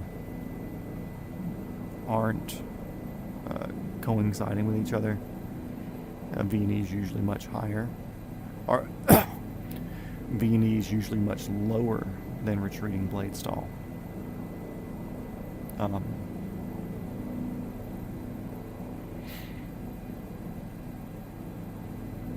Yeah, I need to find that video. It was super neat because they was talking about test pilots, or mentioning test pilots doing it. It was like one of the newer higher tech helicopters, a full glass cockpit. It's like you were able to see the numbers just sliding by on the fucking screen. It's pretty neat to watch. And I'm curious like how much of that was like set up on like an autopilot and they just kind of had the test pilot in there managing that, or if he was actually like actively like micro adjusting the collective and cyclic and pedals, like milking the ounces available of torque on the higher threshold, you know.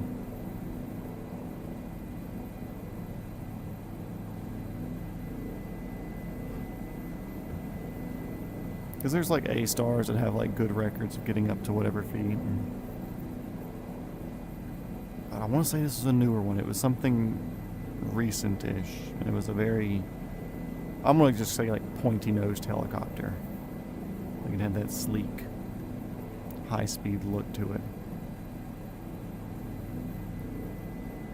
Yeah, so apparently V&E does not directly equate to retreating blade stall. apparently V&E just kind of has a lot to do with like what the engine can safely and effectively put out before you start getting like weird aerodynamic inconsistencies with different surfaces on the helicopter. Bell did a whole bunch of like fully encased engines and fairings and skids and stuff on the Hueys back in the day, and they were able to milk a lot more speed out of it. I know that's what Hill's doing with their helicopter. They're kind of encasing everything, and that's how they're claiming to be able to get the speeds that they're saying that they'll be able to make out of it.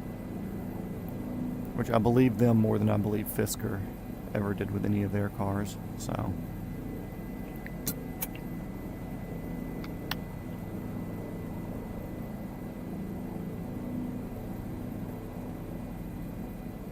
We should be skimming these islands on the left way up there ahead of us. Even though there's a lot of overwater stuff today, it's not terrible because I can see land this entire time. So it's bearable.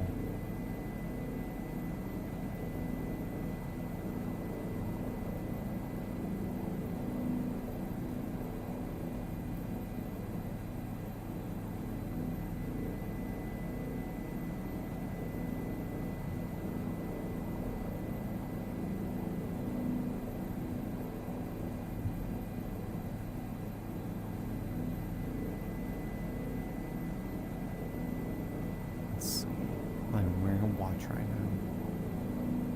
11:18. So I think we're 4 hours behind. Yep.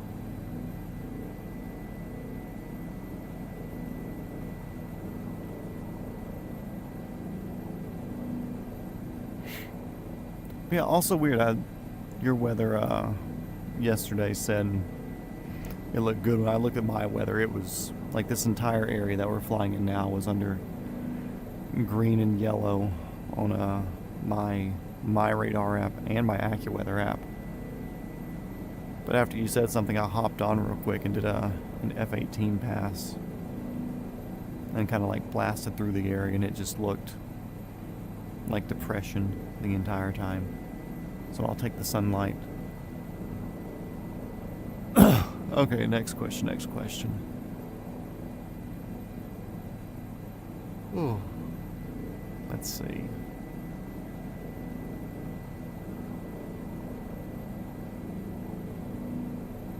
I don't know if I'm trying to stump you with a question or just ask a question and see if it's something that you do know, or I'm trying to actively stump you.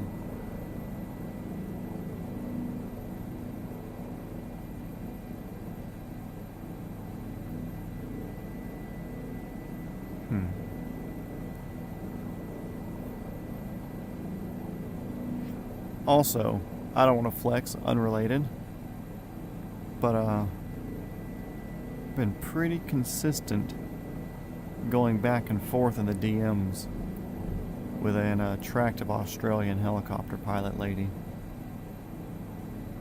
So you could say things are getting pretty serious down under.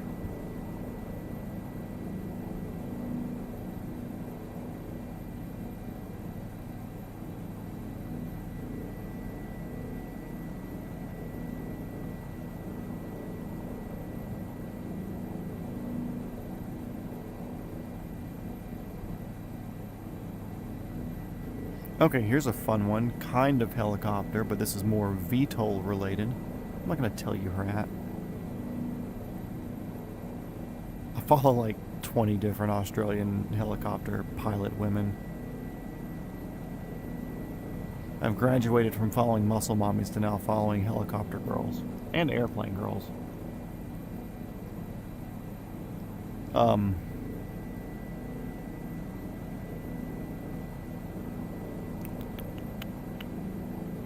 Actually, I don't think you do know her. Or at least not personally. You may know of her, but I don't think you know her personally. She's been more West Coast. But anyways, so VTOL related. What is the latest technology or use?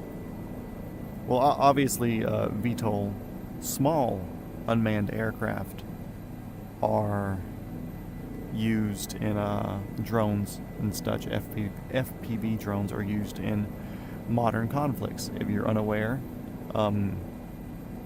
there really hasn't been a near-peer conflict since World War II.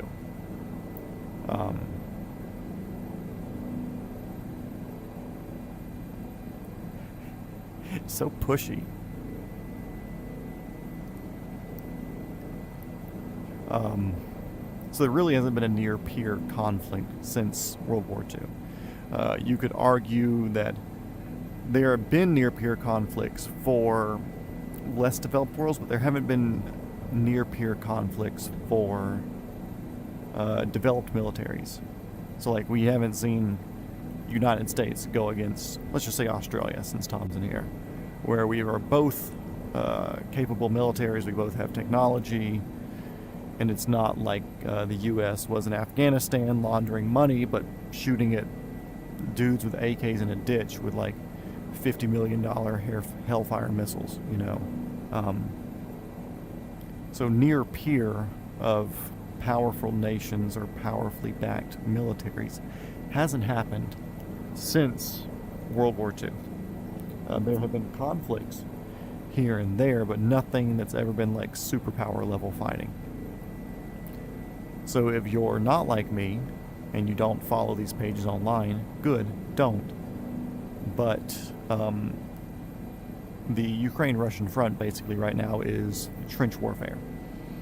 The absolute shittiest fighting conditions that you could possibly think of. I mean, like, blood, guts, feces, everything's just lining the trenches, and it rains, and when it's cold, and when it's hot, and whatever. The only difference is now, on top of airplanes or whatever flying over, and sometimes helicopters doing like strafing runs where they fly through a field and then they pop up and shoot some rockets, and the rockets go like 2 miles and they go back down. Other than that, there's a lot of drones being used. VTOL, vertical takeoff and landing. A lot of drones for scouting, but there's also been a lot of drones for delivering of munitions, where they strap on like RPGs, grenades, etc., etc., etc. on the bottom or the top of these FPV drones that can do 60, 70 miles an hour, blast through enemy lines, and whatever. But, fun fact, FPV drones, as traditionally known, are radio controlled, which means it's a signal that can be jammed or scrambled or taken over if you're good. So, what has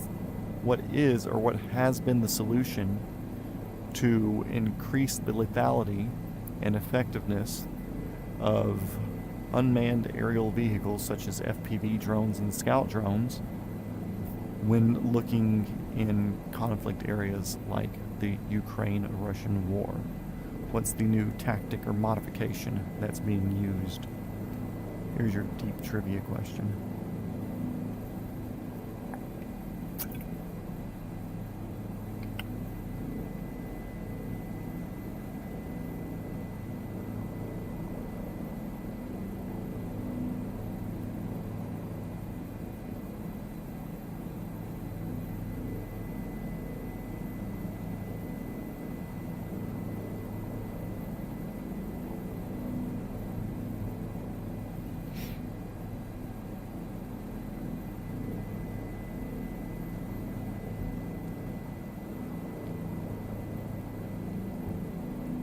And then I have another follow-up story after that. Radar jammers? Nope. The answer is fiber optics. Where if you were to Google a picture of a, let's just say, Ukraine drone fiber optic, you'll realize it's an FPV drone. It has the munitions and battery mounted up top. But on the bottom, you can imagine like an enclosed fishing reel for like a little kid's, like, Zebco fishing rod or something like that. And they have one of those, but it has about 10 to 15 kilometers of fiber optic cable in it. And as the drone flies away, that fiber optic cable stays back at wherever base is, and they control the drone through that. So the battery's still on the drone itself, because you can't pull that much copper and effectively get the power. So the battery's still on there, But they fly these things with fiber optics now because you can't sever that connection unless you physically sever that connection. So on Instagram, if you go to the page battles_and_beers_, there is a post that is, let's see, 1 row, 2 row, 3 row, 4 row, 5 rows down on the left. It's like a sunset in a field, but you can see it's just like hundreds of fiber optics, like lines and stuff just strewn across a field.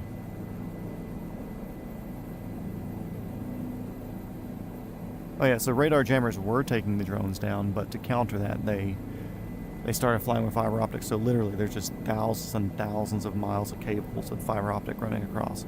And now, of course, there are some that never met their target. But you look at this field and you say, okay, cool. Each one of these drones, or each one of these fiber optic lines, had effectively a suicide drone on the end of it, to where it was flown at or taken off from wherever the base was because a scout spotted somebody in a trench or hole or whatever, somebody going down a road. It's like somebody's mom's name.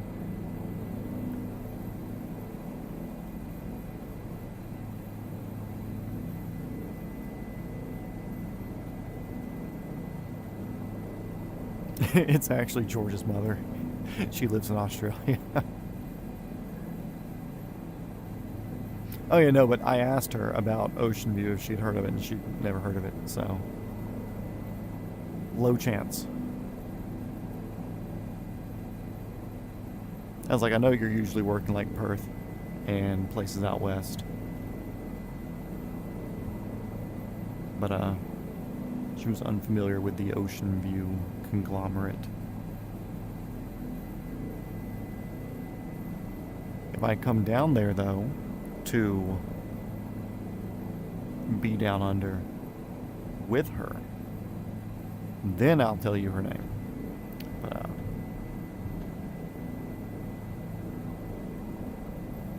I'm also not going to say that I flirt with a lot of helicopter pilot females online. But I think that'd be a cool relationship to have.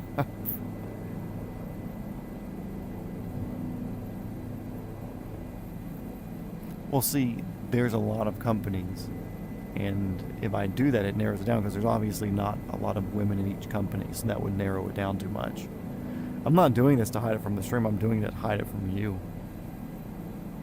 This is a direct attack against Tahoe.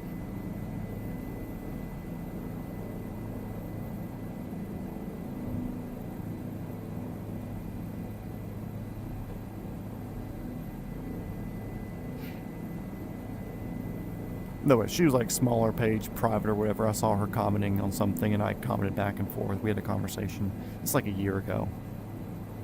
So I've been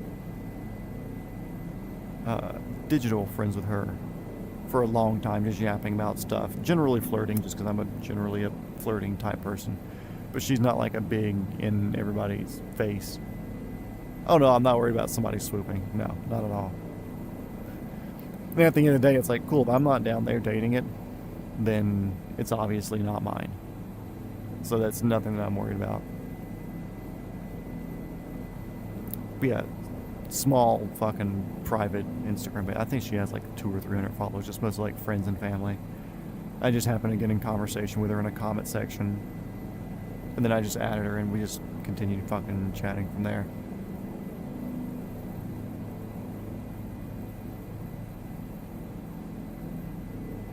It's exciting, but it's not that exciting.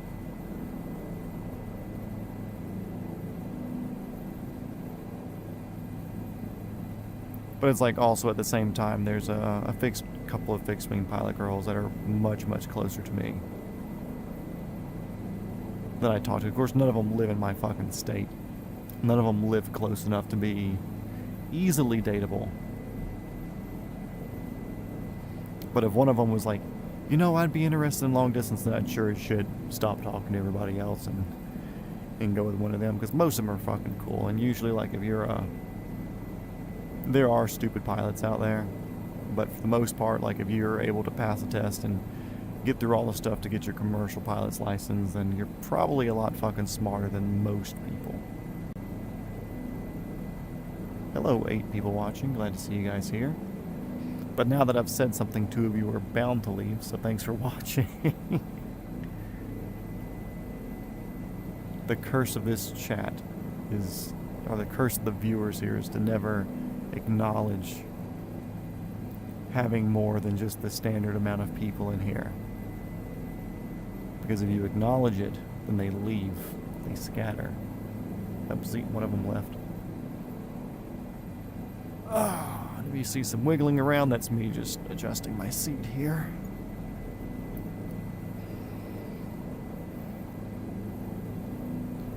My dumbass refuses to buy another chair, because I literally only use this chair for this, so I can't justify getting another one yet.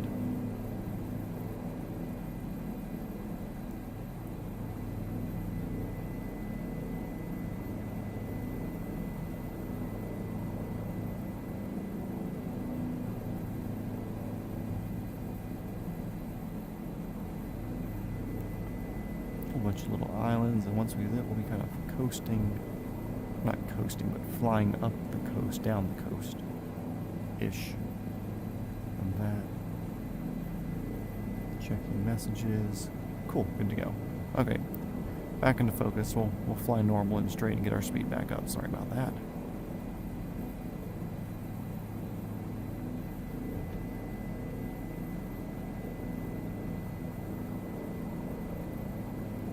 This is another area where I'm curious how deep it gets. Like, I would assume it gets decently deep, because you see the size of some of the hills and mountains that are quite steep right here next to the water. But then you see sandbars and very shallow, flat islands around here as well, like all these sandbar stuff that should be over on the left. But it looks like they just rendered out as ocean. It's like, you know, it's shallow-ish.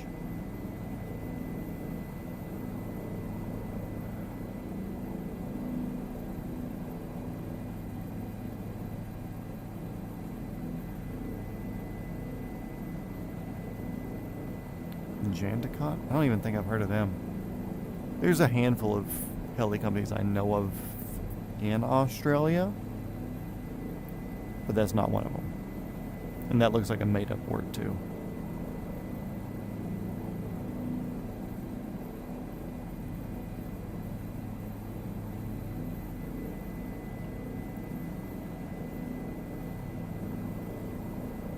Heli West. I want to say she might have been at one of those. She's no longer. But I think Heli West was one at one point.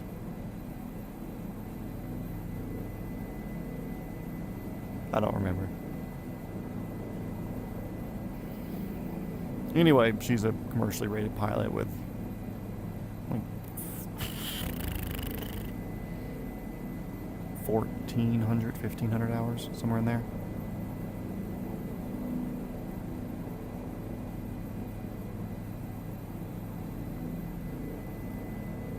The voice messages make me happy, because I get to hear that silly accent.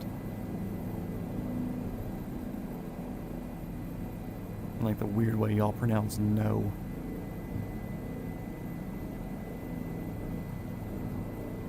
No. I can't even do an Australian no. I'm sure if I had like a vocal coach I could get it, but it's always funny because you see people like the Hemsworth brothers. I think they're Australian. Oh, like any actor that's Australian or British or whatever, like they can do an American accent, but there's like some British words and Australian words and pronunciations that I just can't fucking touch. I've got no way to do them.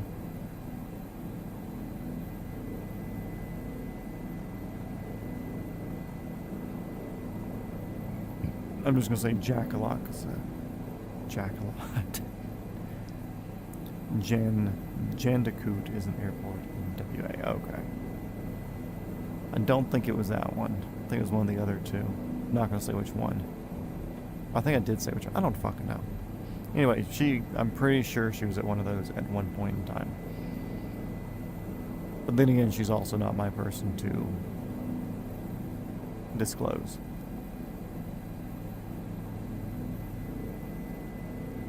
No war. No R. Like I said, it's like a weird R sound on the end of the nose. No.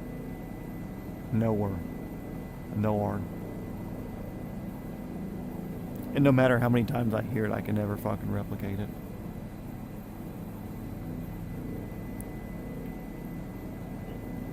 Okay, Tom, what American pronunciations can you not touch?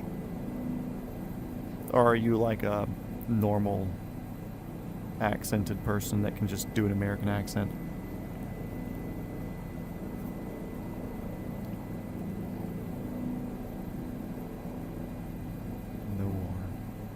No word. I need to go back and listen to one of her messages and see if I can hear it. I don't know which one it is, though. Oh well.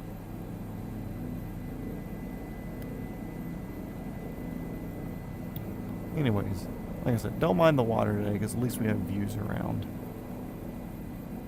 And once we get done with the water today, I don't think we're touching the water again until we get to jump to Australia. I think we're hitting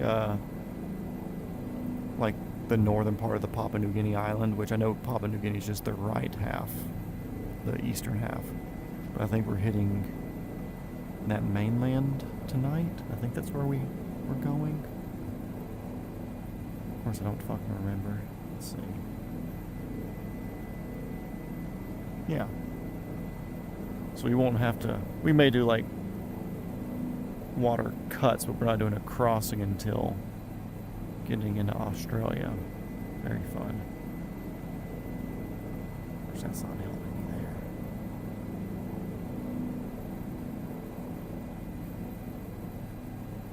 Okay, where are we?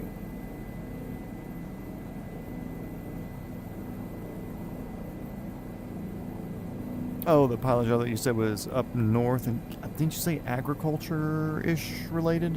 Or mustering or something like that? Where you'd be doing ground crew-y sort of things, and they would help you, since it was a friend, they would help you get your remaining 45 hours, whatever it was.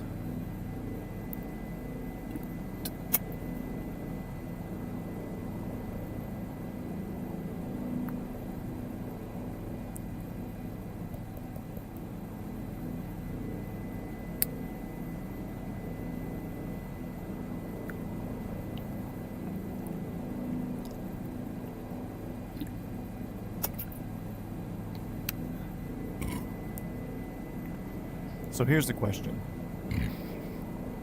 If you take, or if you don't take this job,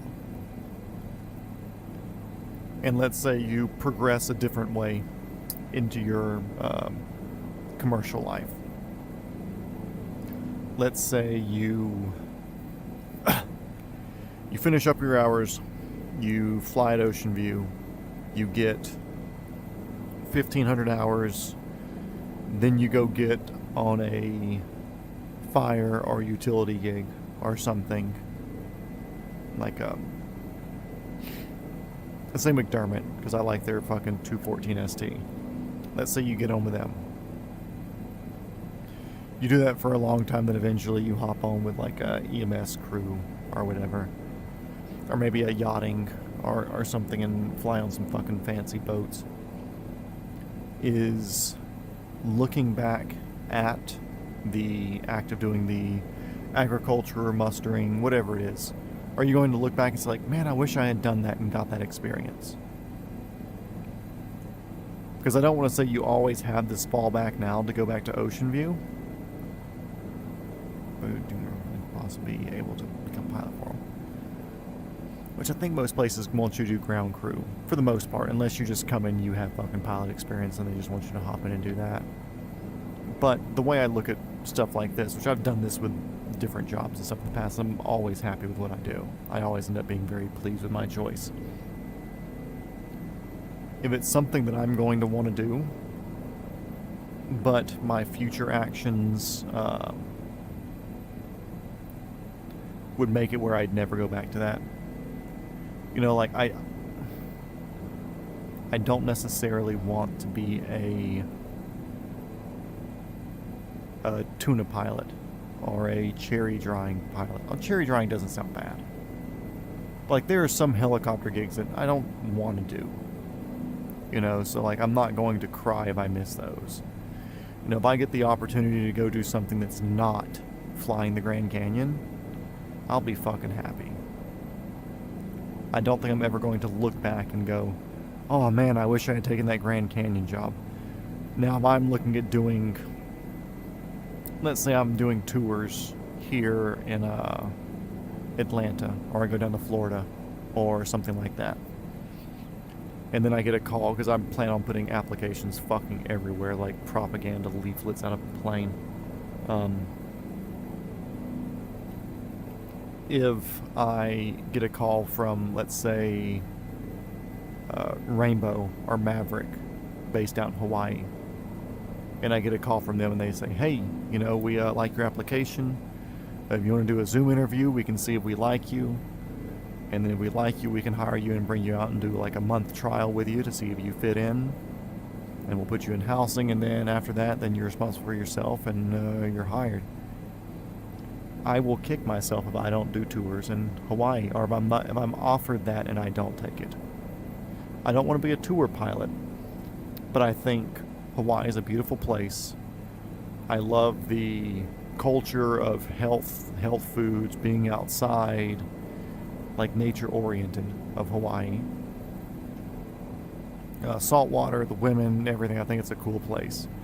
And I think there's different challenges that also come with flying an island like that when it comes to weather and winds and procedures and learning how to manage fleets in a way, because you're not going to have the easier accessibility to parts like you would here without having to air freight everything overnight. There's a lot of logistical challenges with being in Hawaii that appeal to me because I want to do the hardest path. So I'm offered that. Even if I'm not sure, I'm probably going to take it. Even if it means uprooting a lot of my life to go do that for a bit, I'm going to, because there's a very high likelihood wherein, let's say I fly Hawaii for a year and a half, 2 years, versus doing something flying Atlanta or Florida for 2 years.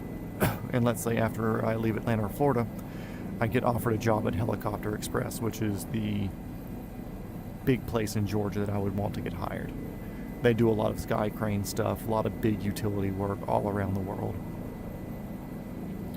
I would get there and I would fly at Helicopter Express for years and years and years, but I would always have that thing in the back of my head going, man, I wish I'd flown Hawaii some. That would have been such a cool experience. I would have learned a lot of these extra things that could have helped push me further through this, because with Helicopter Express and doing cross global management of fleets and stuff, where you're a chief pilot or director of operations or whatever, it helps having that experience, and that's where I would like to see myself one day. Probably won't ever become full-time at Ocean View. I mean, but hey, if you, I don't want to say it uses as a fallback or whatever, but being friends, having family, ownership, whatever level, you know, having people that know you and say like, okay, cool, well, we flew with him when he was younger, we saw how into it or whatever he was, and we know that he's now at whatever hours, and we trust him where we can start throwing him in. Either way, if it's, like I was saying, if it's something where going to do the ag stuff that you're talking about is going to give you the experience that you're going to look back on and be happy that you did it, instead of being like, oh, okay, cool, well, I hate that I went and did this, then I'd say do it. Like I said, I don't want to pretend like I'm being picky with what I want to do. I also have a good bit of experience in professional life as well. So maybe not in piloting, but I've had a lot of jobs. I've had a lot of leadership roles. I've been asked to do a lot of things. I've been hired to do a lot of things. So kind of have a different way of looking at some of this stuff.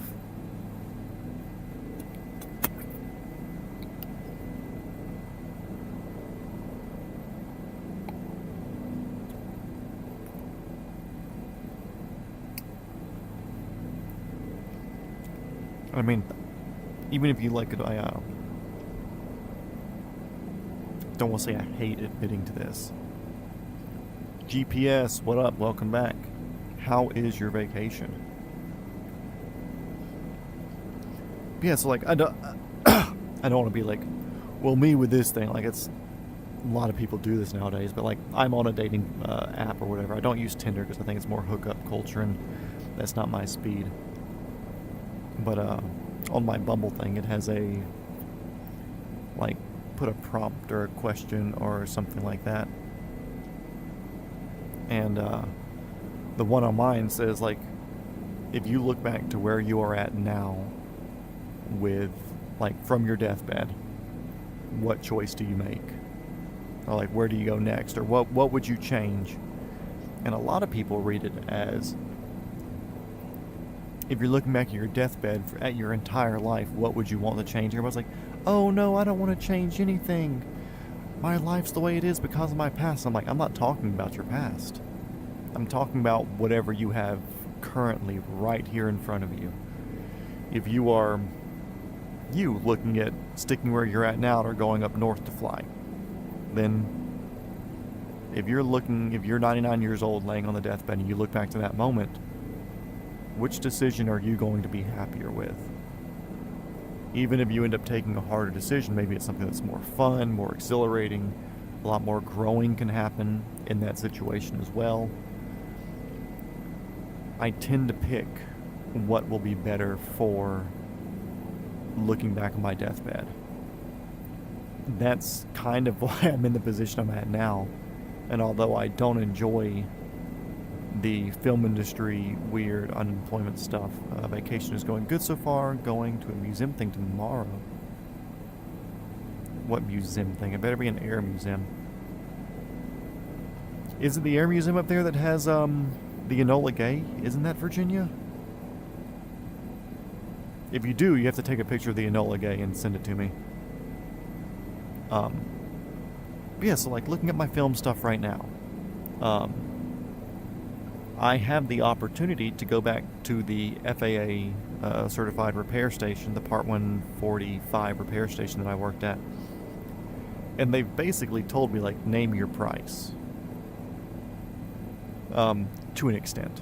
You know, like, they can't give me what I would actually want, which would compete with my film jobs. But I could basically max out their pay scale upon walking in. Even not being a certified repairman, not being able to sign anything off just because I don't want to sound braggy, but I'm that fucking good. Especially at rebuilding stuff and working on things like that. It's just something that I'm good at, something that they recognized when I was there. But I could pretty much max out their pay scale walking in. It's like, hey, cool, put me at the top. I'll work there. And I could do that. That is a safe thing to do. They work every day from 7 to 3:30, Monday to Friday, holidays off, good benefits. You know, it's there. But at that scale, I'm maybe clearing $58,000 a year. Good money, but it's not great money. I had more taken out of my paychecks doing film stuff than I made the entire week before taxes at the FAA job, or the Part 145 repair station job. Let's see. Not an aviation museum. Enola Gay is in... I'm pretty sure Enola Gay is like near DC.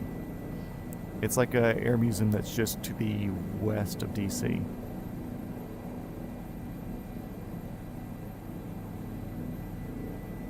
Hey, and you still got a long time. You're young. You got a lot of stuff to figure out. I know that's a shitty excuse or a shitty out or whatever to say. But, I mean, you do. You have time. There's a lot of stuff that you can learn and you can figure out and you can decide. And there's things that you're going to figure out that you like and you don't like.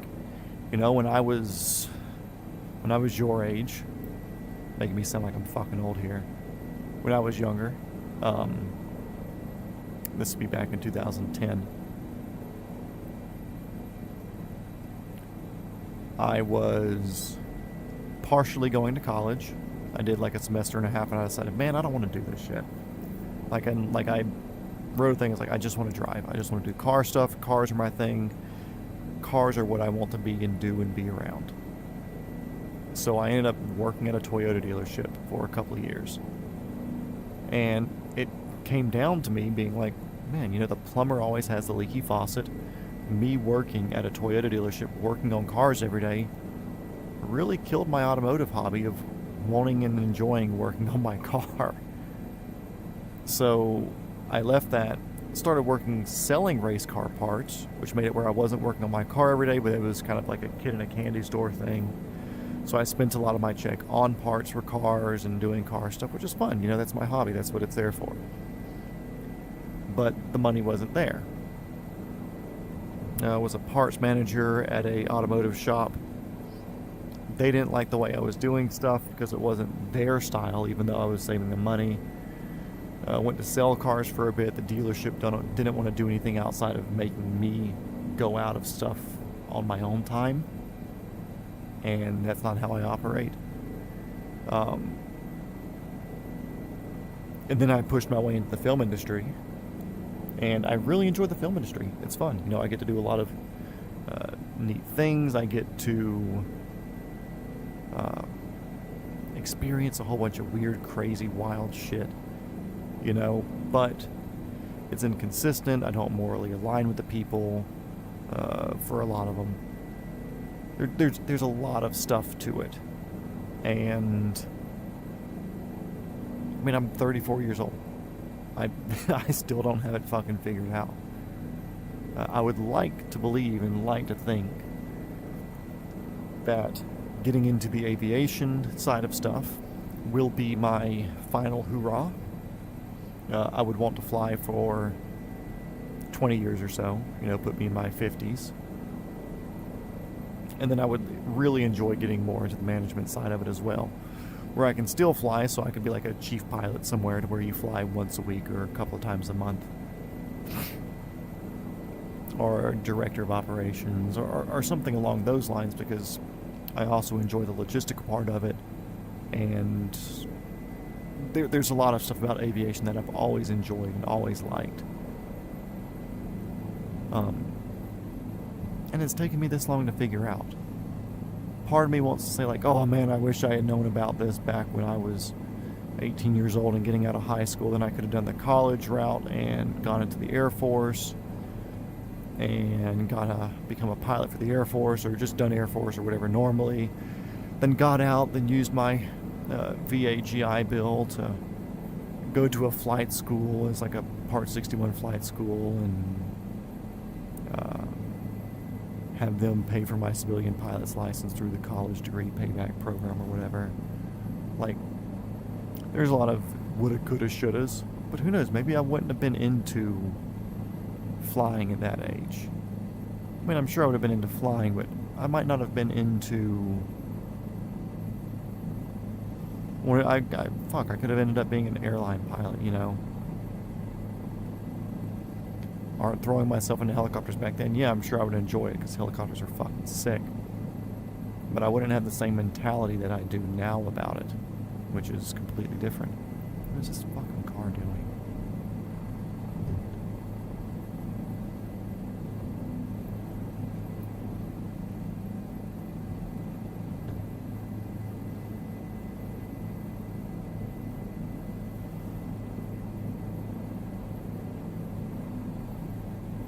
Yes, I see it.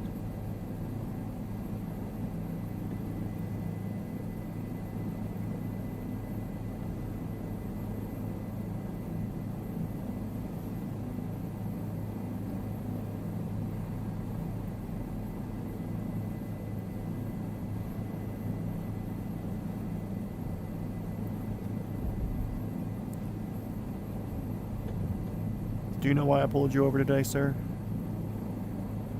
To imagine not knowing a fucking helicopter's next to you and it just parks.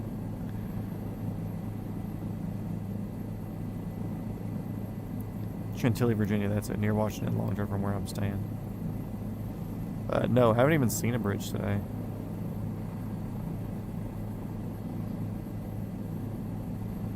But yeah, so you got a lot of time, and like I said, I mean, fucking people change, interests change. You learn things here or there, and fuel up, bitches up, let's go. Take off before this dude decides to start doing some silly shit.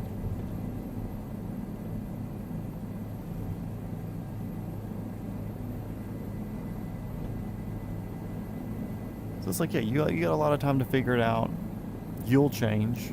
Who knows, maybe I'll change in 5 or 10 years or whatever and go like, man, you know, I don't enjoy this flying thing. Let me go back to doing this. Or I always think that I want to do like the utility side because I want that challenge, but I do want to do EMS to it to some extent.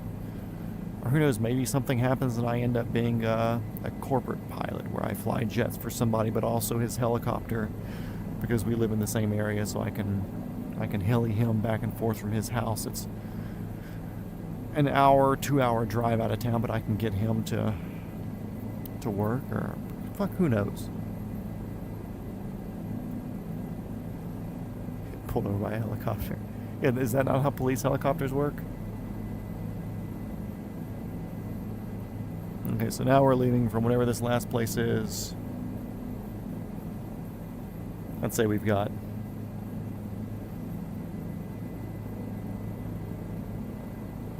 35, 40 miles left.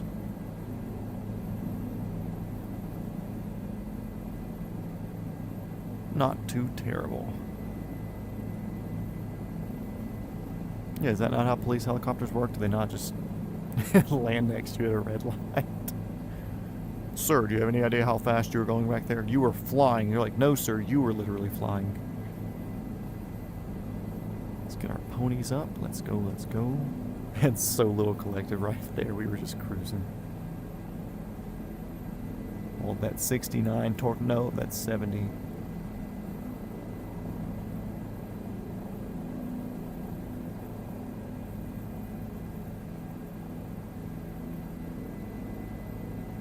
Yeah, I saw 69. That's cool. Nice.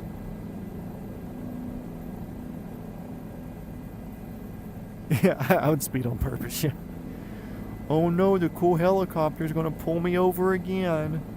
Mr. Multi-Shot Matt, this is the 50th time we've pulled you over this week. It's almost like you want us to keep landing this helicopter next to you. I don't know, officer, maybe I'm just a bad driver. Maybe y'all should, put me in the back and take me for a flight around and tell me I'm bad. I don't know, I'm just a baby.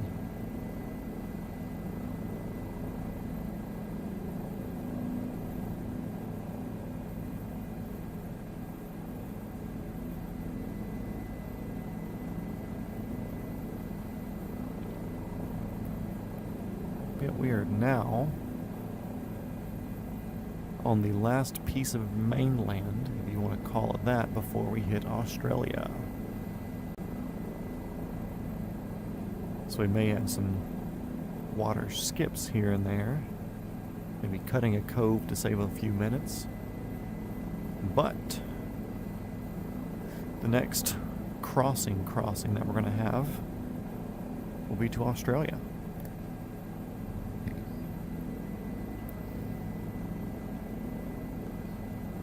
And depending on how we're feeling tomorrow, maybe we'll get all the way down to the south side of PNG. And that's Papua New Guinea, for those of you who are unfamiliar. But, it's also a bit of a long flight, so it'll probably be 2 more days of this.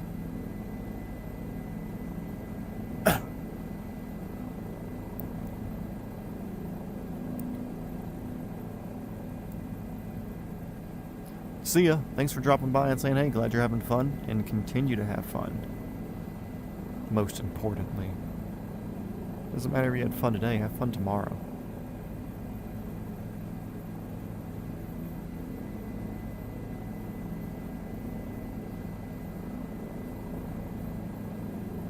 Nice of him to stop by. What a fella.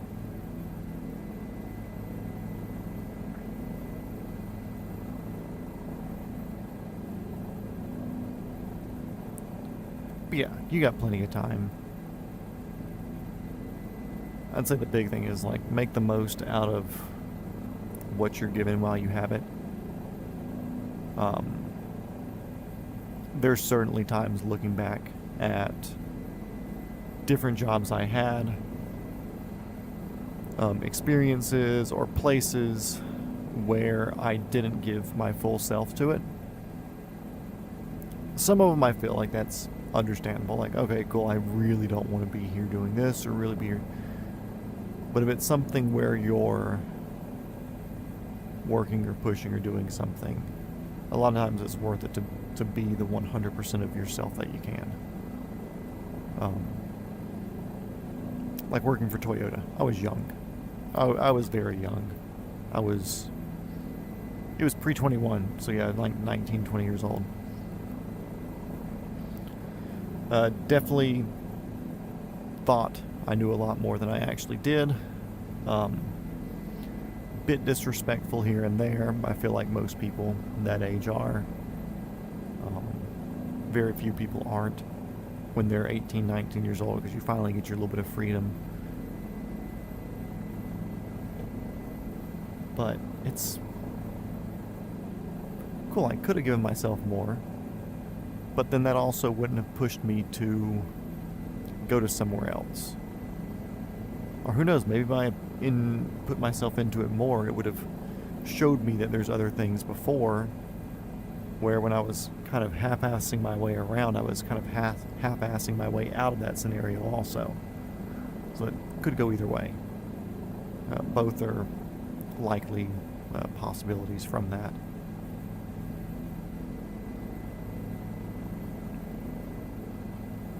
But you got a lot of time. I can preach a million different lessons, a million different ways.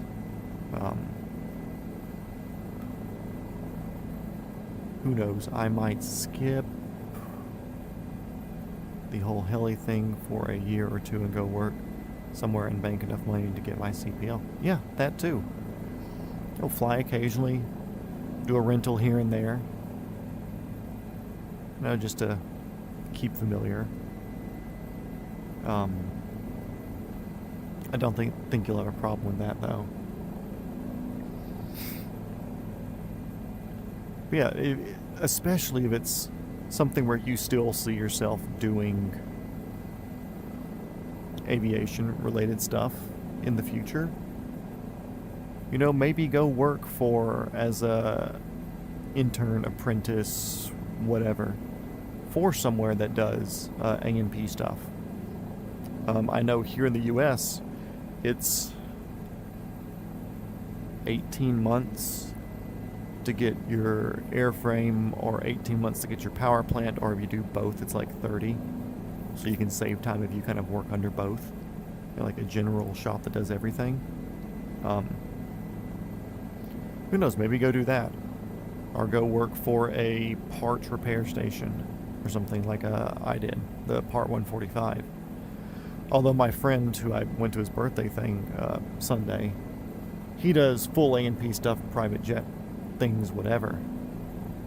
And he does good things, but at the end of the day, he's also a parts replacer. And while you do learn about how everything works, how all the systems intermesh together, and you get really good at doing safety wire, from like a small part technical aspect, I learned a lot doing the part overhaul stuff. And that's if you want to keep doing the same aviation pathway, just because if you're looking to be a pilot with A&P, why not get the A&P before you get busy piloting? You know, if you already have the private where you go out and do that, it gives you that option. 4 years for A&P apprenticeship here. Okay. Yeah, I know it's classes here, or working, or you can probably do both and have some sort of thing. I don't know. I haven't looked too deeply into it. I know that I'm going to play the system by having my friend employed as an A&P under my business, then working under him whenever we're working on the 22 or 44, whatever I end up buying.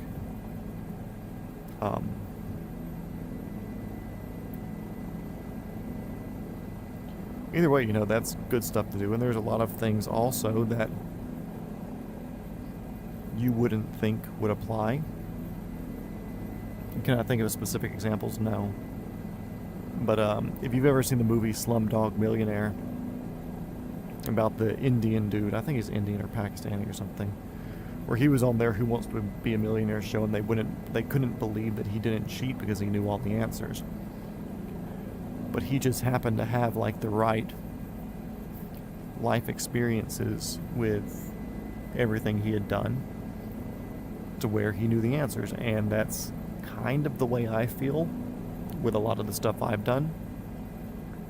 Now, I worked on cars, I've been in management, I've worked in sales, I've done fabrication, I've done wiring, painting, making stuff look good, overhauling the film industry, which is so many different aspects, especially in the props department. I mean, I've done cooking with that to like restoring old bicycles, rebuilding small engines, like wiring custom electronic stuffs, 3D modeling, fabricating, so much shit in the props department. It's like, cool, it's hard to convey that to an employer if you want to work as an employee in the future, but it's a lot of skills that you can take and apply to whatever you're doing. Like all the little side business ideas that I have, I feel that I can pretty easily apply a lot of lessons that I've learned in the past.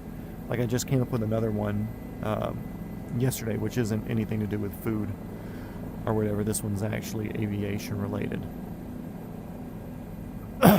But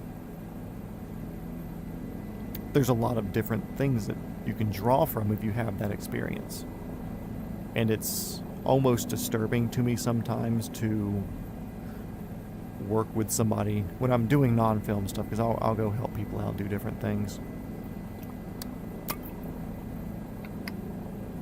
Whether it's go work for somebody or shit, even at a minimum, helping somebody move.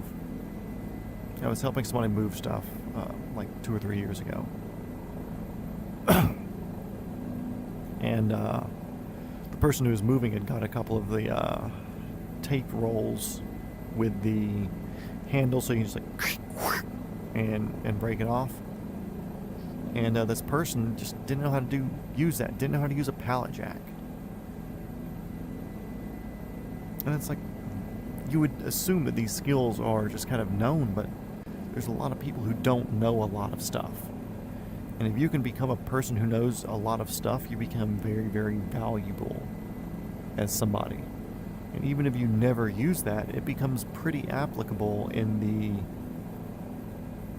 most random times. I had a stint where I went through lockpicking. For all legal reasons, of course. But it was a cool hobby. I bought a lot of lockpick sets.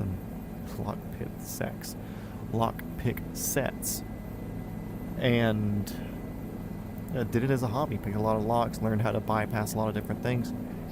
I use that constantly now when I'm working film sets and stuff. Different locations that we're at where they can't find the keys, or it's like an old spot on the location, the locations manager or the property people don't have it. I can get through it in a few seconds. A lot of the automotive stuff, I've helped out with picture cars on some productions where I've been able to jump over there and help them do their stuff if I'm not busy doing my stuff. Being able to diagnose easy issues with cars and fix things here or there. Being able to work with different electronic things, with many different things I've worked on. I've built some custom pieces of furniture for people. I've helped different actors and actresses move because they had a house, they're moving to a condo, had a condo, moving to a house or a different condo, whatever. and because I have a trailer and a truck, or one of my friends that's helping them has a trailer and a truck. Like, I've helped them rebuild their house and stuff, and it's just like some fucking famous person that you've seen on TV, and I'm just a dude helping them.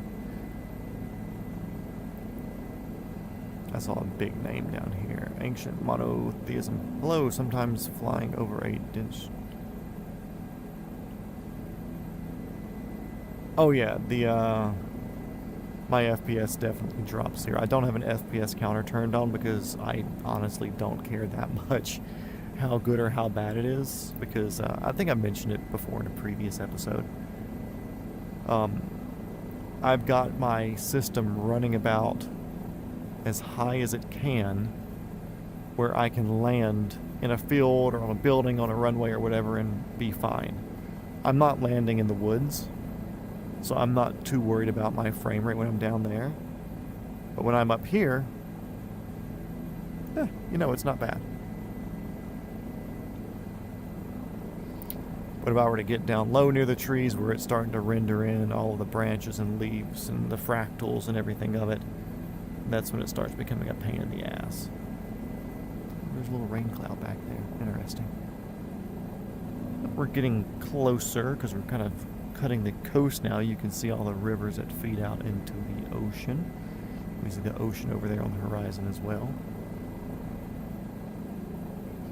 But yeah, I could have a much higher frame rate. I could have bought a much bigger, better GPU.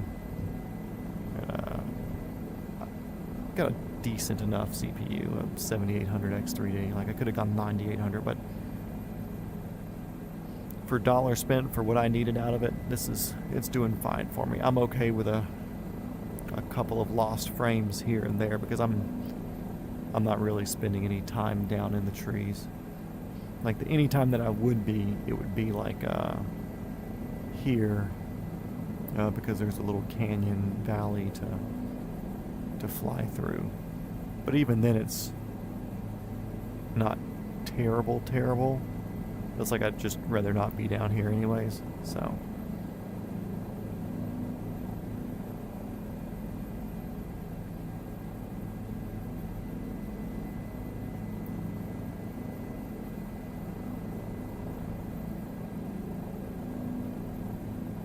The hills definitely feel different here on this island.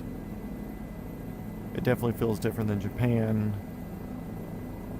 because we have the different trees in here too, some tall fucking trees that are mixed in with the groups.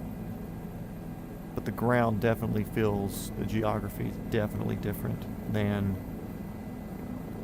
the other places we've flown through so far. I know once we get deeper into PNG, it'll get significantly different too, because I've flown a wee bit in PNG before with a friend, but it's been a while, and I think it was in Microsoft 2020 as well, so it'll be much better now with this. Yeah, I know for sure it was 2020 actually.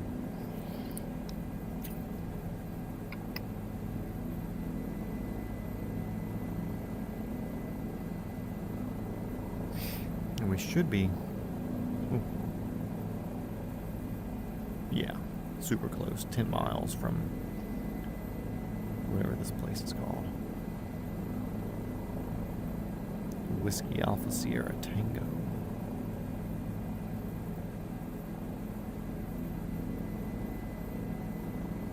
Whiskey Alpha Sierra Tango, this is helicopter 420 Foxtrot Whiskey, call sign Fuckwagon. We are 11.5 miles to your northwest, inbound for the ramp, full stop. Whiskey Alpha Tango Sierra Tango. Almost. That's probably it up there. I would assume so. Not close enough to give me a distance though.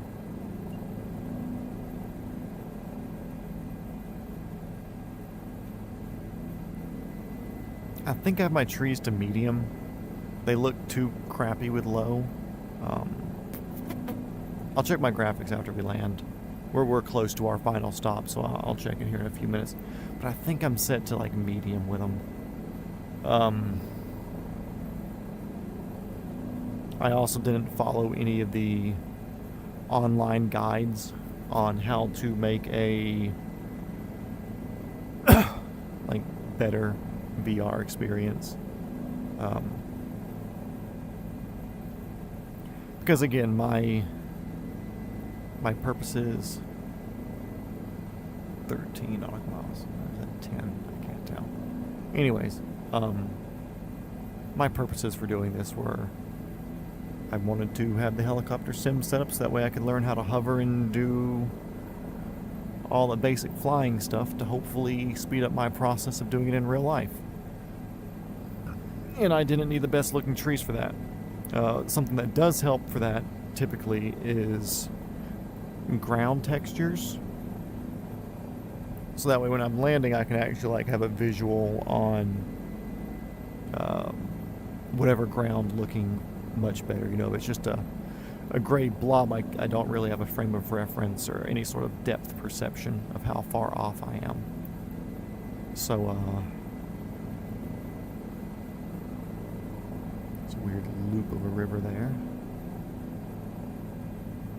Sorry, we're being wiggly. I'm readjusting my seat. I feel like I'm sitting super far one way on my chair.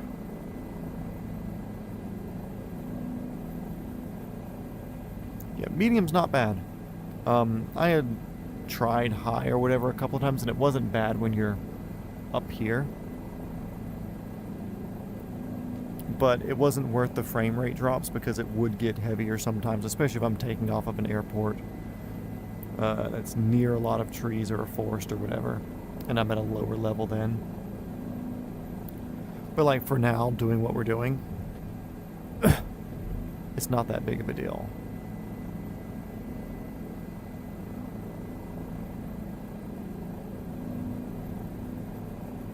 And like I said, very rarely am I getting into the trees. Usually when I am, though, it would be during career mode, doing like search and rescue, or doing like the external load cargo hook missions, where sometimes they have you doing it like dropping it off like a cabin in the woods, or whatever the case is. You know, it's all very dependent, but I rarely do those now since I'm doing this. I haven't hopped. Actually, I did. Let me rephrase. I did hop on here for fun last week sometime, one day, and I even streamed that night also. I kind of hopped on for fun and just did some fun flying, because usually now it's like, okay, cool, hop in, do some straight and level stuff, but I actually got on and I was dicking around a good bit the other day, so I was pretty happy with that. I don't want to make this unspecial to me also. And even though I can just hop on and do a shenanigans episode where we're just kind of fun flying, or I do a short leg then shenanigan afterwards, sometimes I just don't want to yap for 3 hours. Sometimes I just want to hop on and be an asshole while I fly around.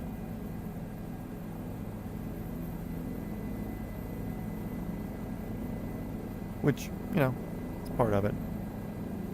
Part of doing the thing.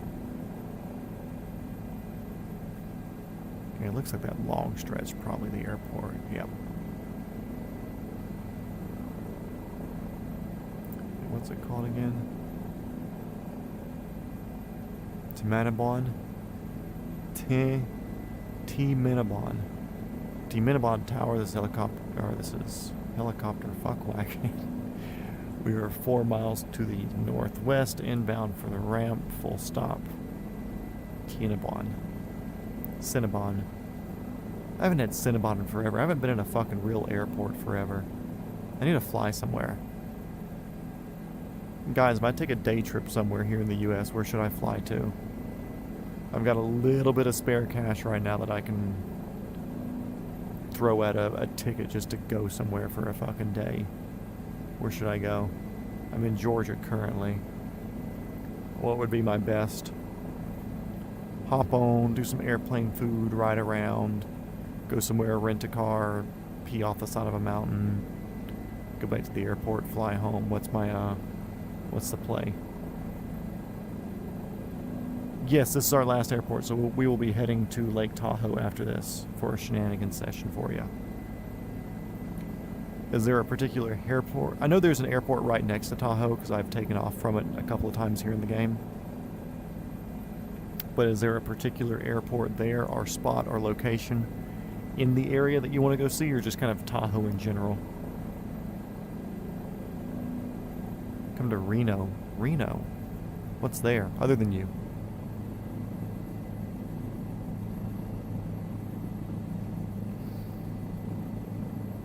I've never been to Vegas. I need a reason to go to Vegas.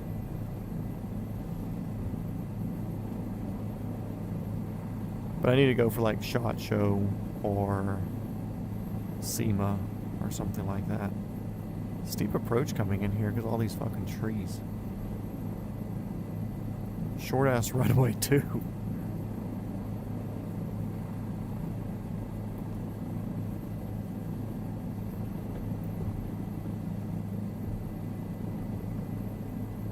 Sorry about the wiggling there. I had to move my feet around. You can see I'm getting some frame rate drop with the trees there. But if I look over here, it speeds back up again. And we'll kind of flip around to the other side of this. Do a little Tokyo slide.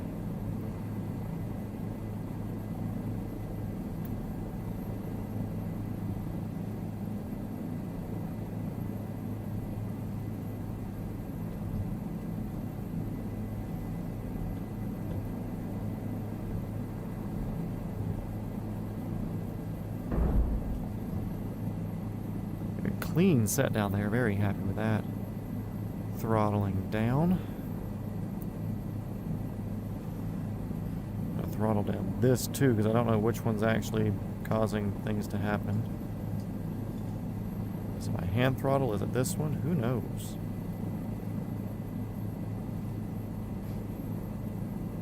I'm just gonna turn that all the way down because it's still showing me. Why is there so much speed I throttled down here? Fuck you. Battery fuel off. Shut down. There you go.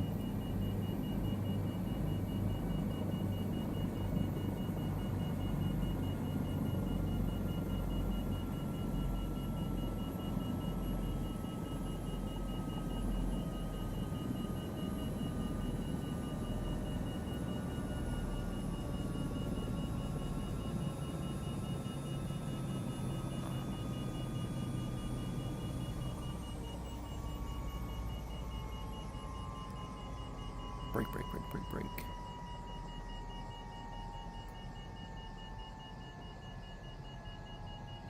Brake, brake, brake, brake, brake.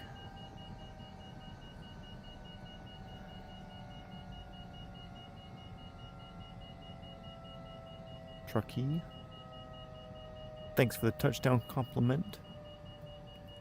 See, I don't want to go to Vegas to gamble, so it's like I'm not looking at Vegas from a gambling standpoint.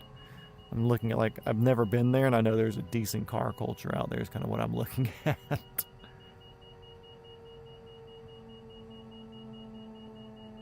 Okay, I think this rotor brake just doesn't fucking work.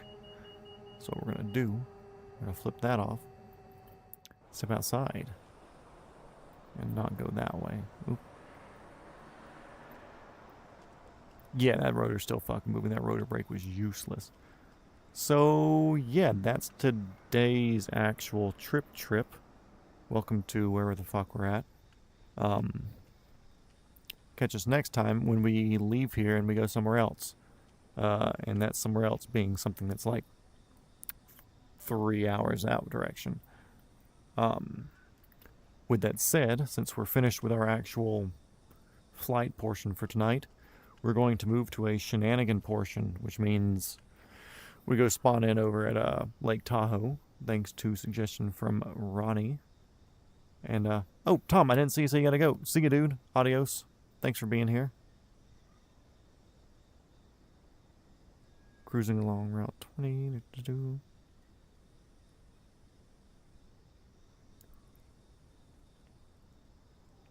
Let's see, let me go to my Google Map on my phone real quick.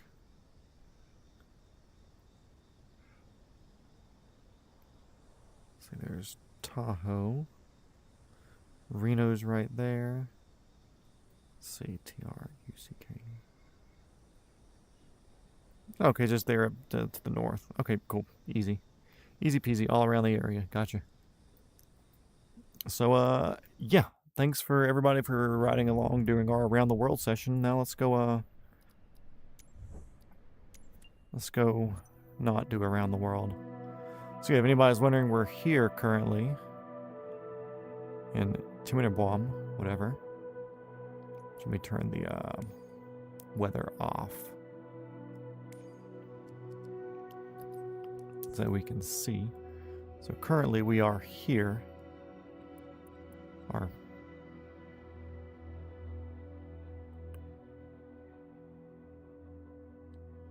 Here? Where are we? I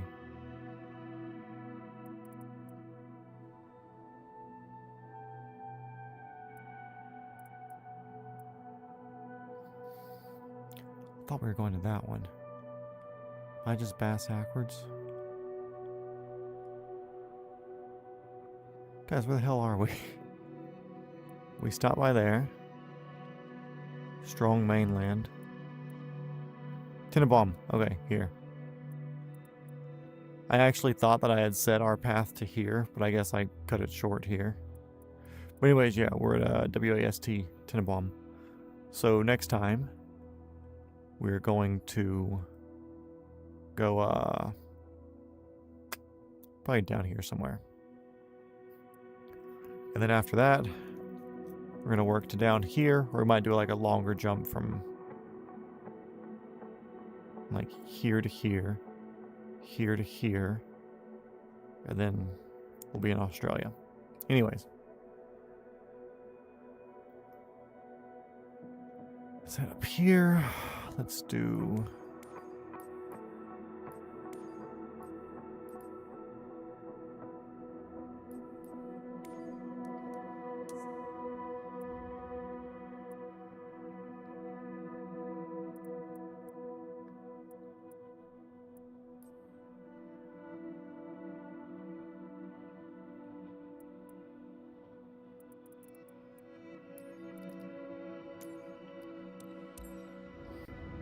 Okay, let's get into it.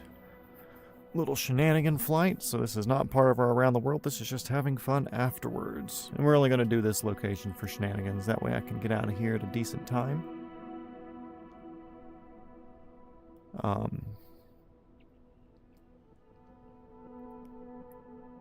Get y'all out of here at a decent time.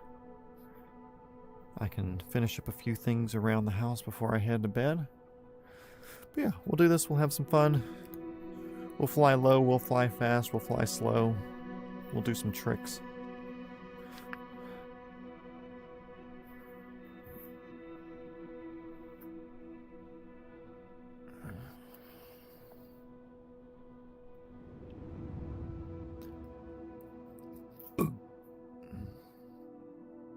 Ooh.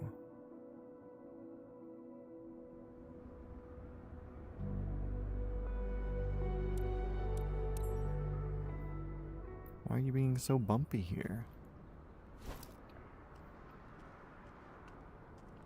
Tourist discoveries. Fucking DEI. Indian fucking programmer crap spelling shit wrong. No. That one.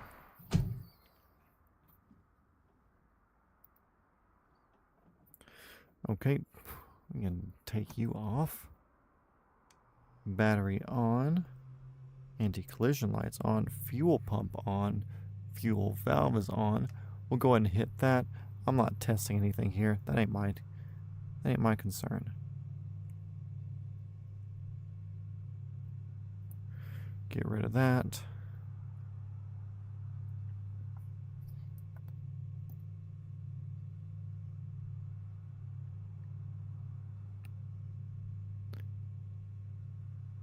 Oh yeah, this is south end of Tahoe, if y'all didn't notice. And one's going up. So we're good. Generator can go on. Horn. Avionics. Pitot.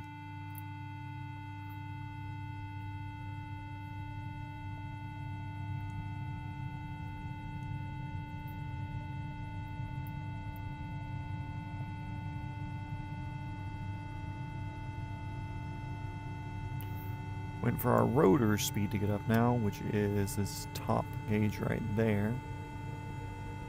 Looking for that 390 to 400 range. Horn. Quiet.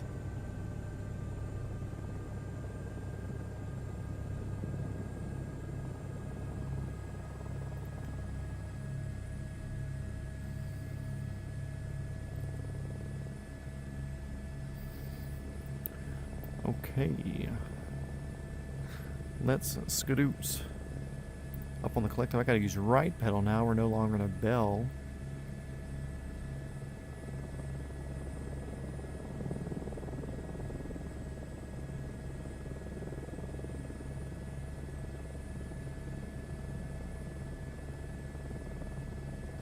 And I forget that they changed the flight dynamics for this helicopter.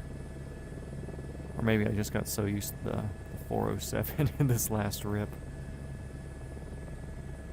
Let me do a circle of the pad here. It just feels so different when you get used to it. Different trees here again. Redwoods. Very cool.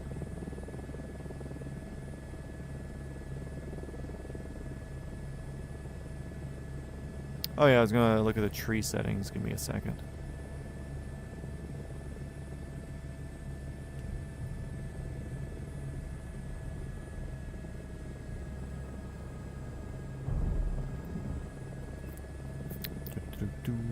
Not caring as much, obviously. Graphics, VR. I've got trees on medium, plants medium, rocks medium, grass high, because like I said, that gives me good looking at the ground. Terrain level detail 95. Windshield effects. I'll leave those on high, I don't care. Yeah. Anyways, let's head to the north.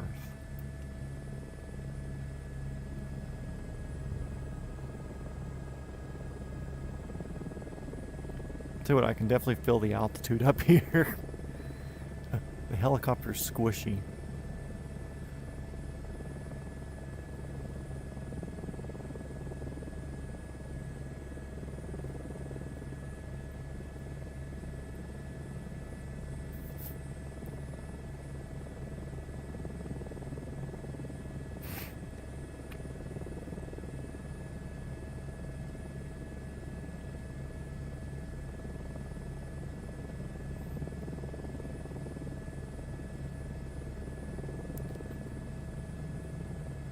I don't think... Are there redwoods around Tahoe, or would these be something else? Or are they just rendering in the wrong trees? It's nice to see the differences, though. Fucking massive compared to normal forests, though. Also, that's different. Are there...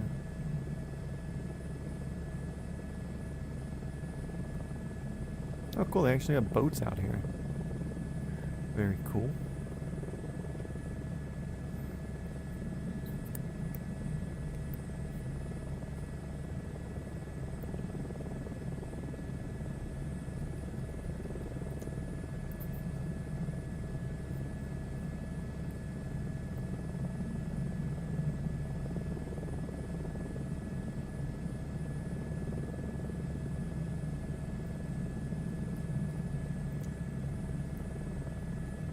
Nice little sunset flight now. What do you think? A little bit nicer for my boys.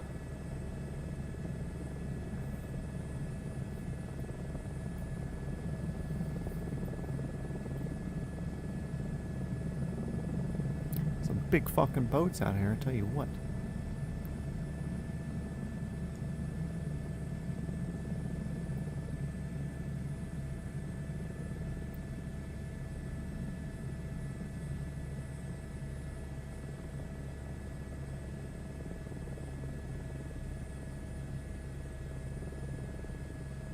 think this one's moving.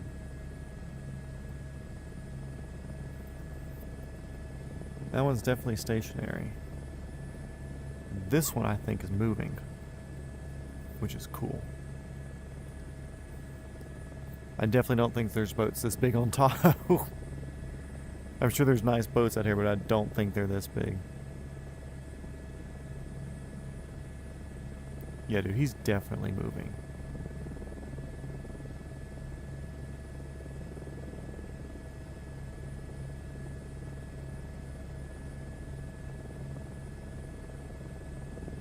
The way you're inching, it's like, yeah, dude, you're stuck on the bottom. Tahoe's deep as shit, but...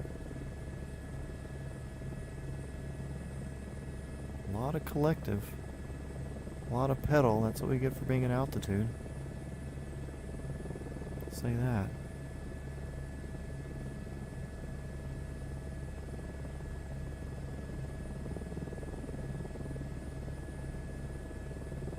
Where are you going? Kind of wish it wasn't moving. I want to try to touch. Oh well. Off we go. Truckee, here we come.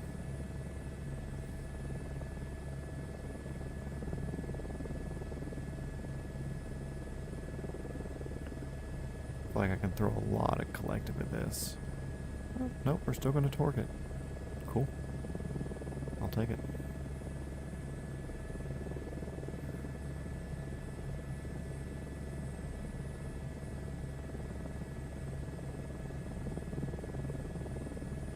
Let's follow up the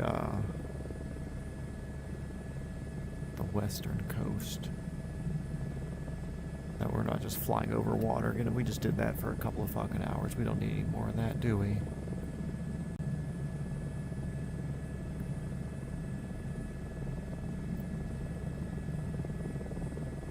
And actually, since we're going to be over here,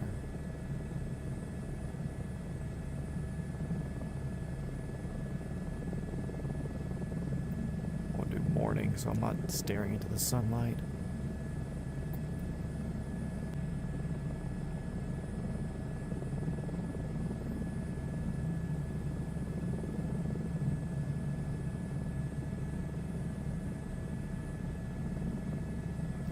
Also, 7 people in here now. If y'all haven't, feel free to hit the like button and subscribe if you haven't. We do the Around the World series most nights right now.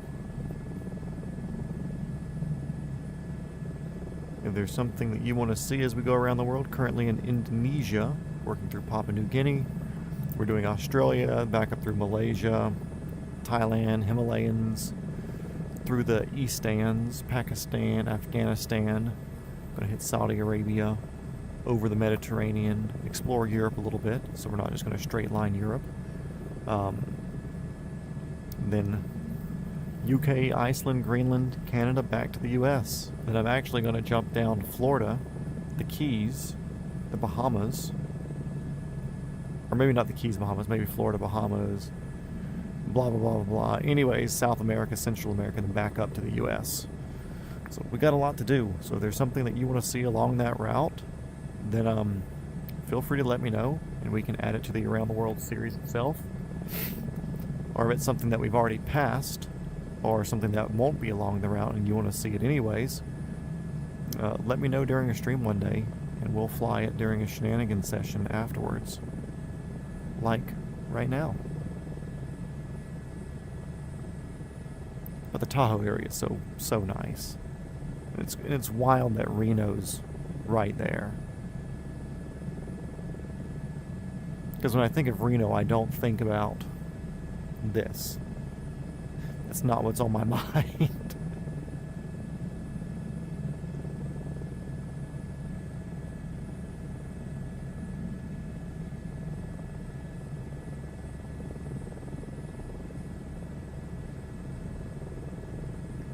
There's so many resorts and so much skiing and stuff in this area too. A lot of money moves through the Lake Tahoe area.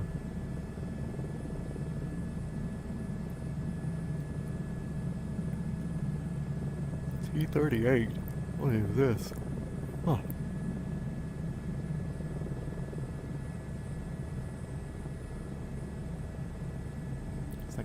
pad in the water or something?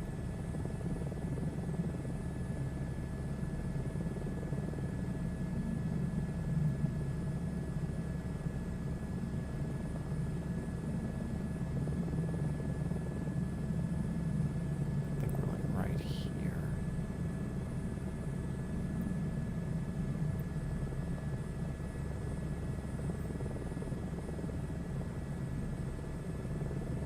What is this T-38? Property taxes are high, damn right they are. Oh, it's probably a freaking, yeah, that's what it is. That's just a boat. Yeah, this is probably, designated, airstrip for float planes. Float plane place. That makes sense.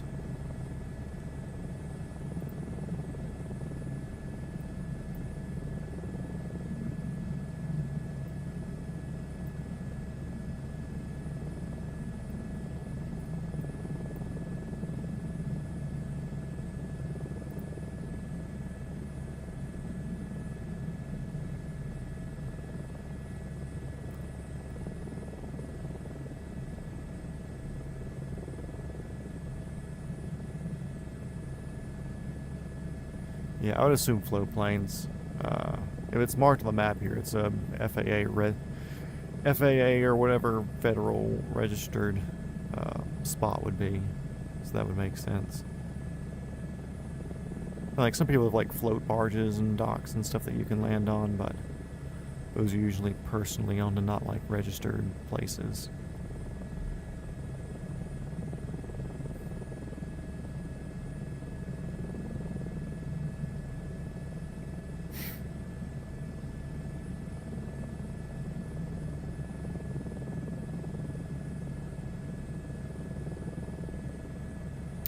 Feels good to be flying back in the US of A, though, I'll tell you that.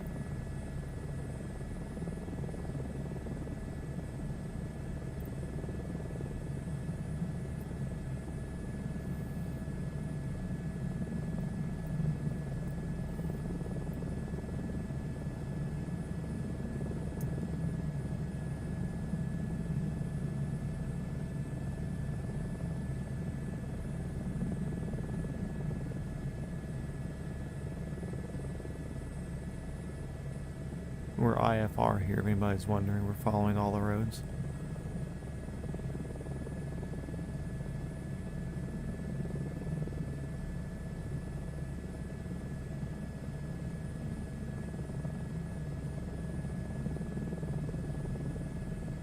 Yeah, if property taxes weren't high and if this wasn't California/California adjacent, it'd be super tempting to try to find a place out here.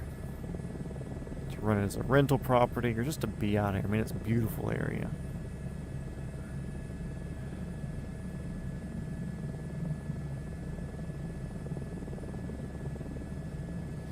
Yeah, I mean, it does look similar. Like, I've flown over my personal area a good bit, and it's basically all there. Now, of course, there are differences, like the buildings aren't going to be the same. Obviously, it's all like procedurally generated by whatever it looks like on satellite view, so it gets a lot of it. Basically, the AI or whatever algorithm that they have, they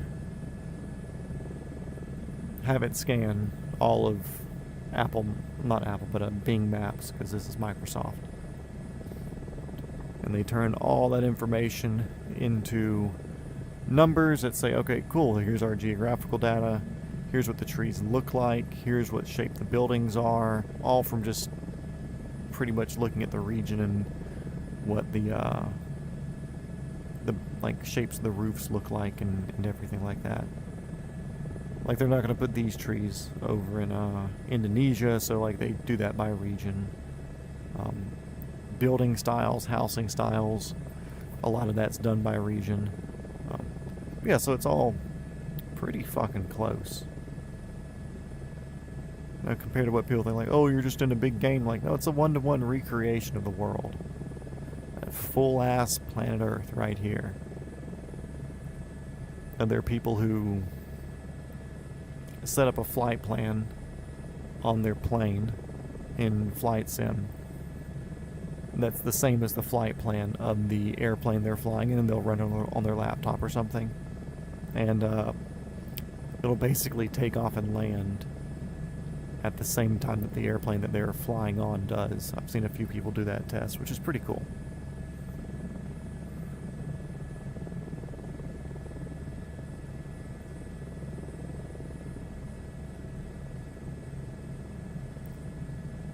Oh yeah, and if you're right here over the fucking hills, you know, that's not bad.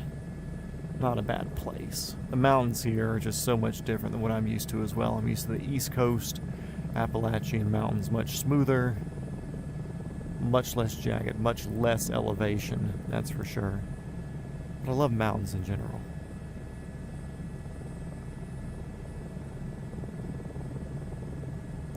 '64 Charlie Alpha over here. I wonder what that is. Might be a hospital or a fire department or something down here in town. If you can tell me before we get there, you get a cookie. But there's something right here that's marked as something. I'm assuming it's a helipad because it doesn't look like it's big enough for the airport, which is over there. We're going to come down here and find out regardless. Yeah, very cool area.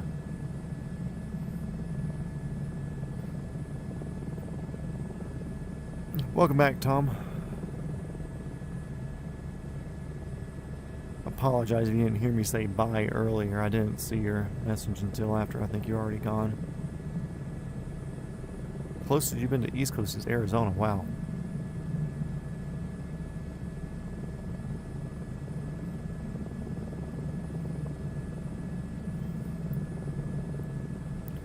Yeah, you didn't miss too much time. We just kind of cruised up Lake Tahoe. Good morning flight. Get the good sunrise lighting. Checking out whatever the '64 Charlie Alpha is here. I'm assuming it's a hospital pad. And then we're going to go touchdown over in Truckee. I'm going to call it a night. I got some things I got to do here. Being that it is 12:50 in the morning.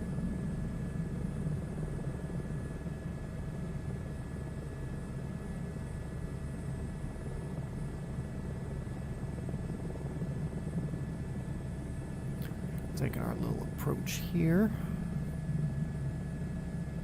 Zoom in a click or two on his.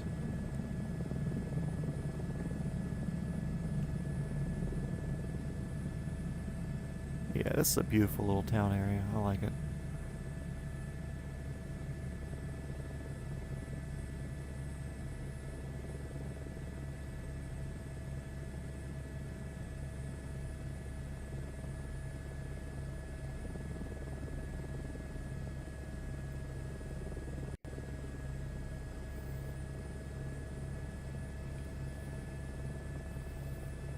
Yeah, that's hospital.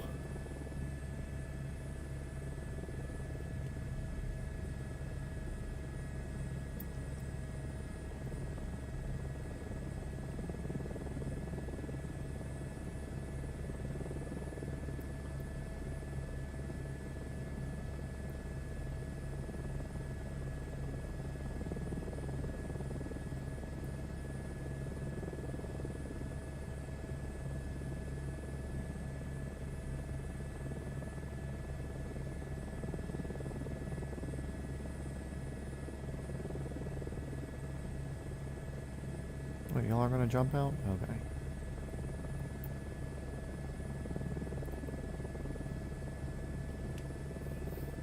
I was sitting weird and that was throwing me off weird.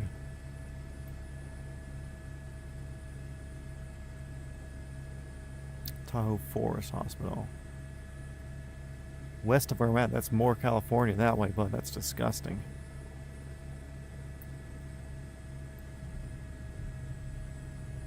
Helipad landings in a city. Like a rooftop helipad landings, I'm assuming?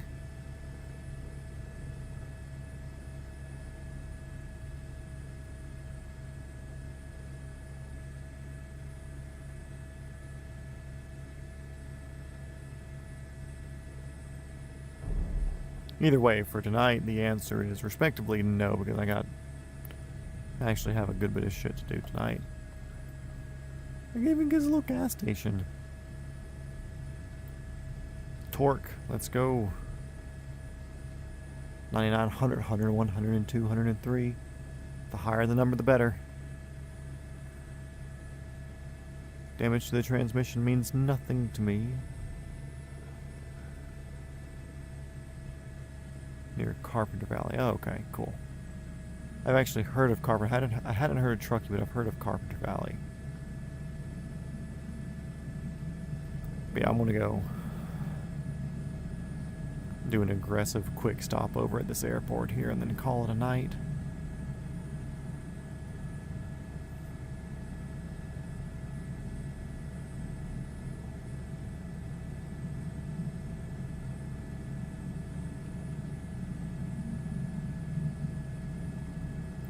Yeah, that's kind of the thing. Like, people say it doesn't feel like California. Just like you talk to people who are in Washington State, and they're like, yeah, or not one, but like New York State, upstate New York. They're like, yeah, it doesn't feel like New York. Like, New York City is an entirely different fucking planet.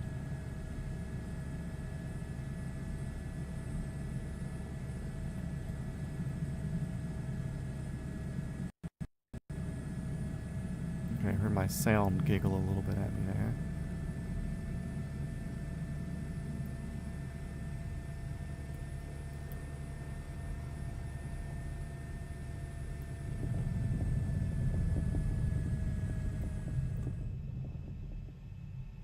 And we lose sound. Perfect. Let's see if I can do a... there we go.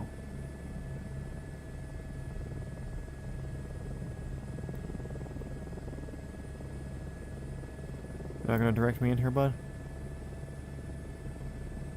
Cool. Well, I'll introduce myself.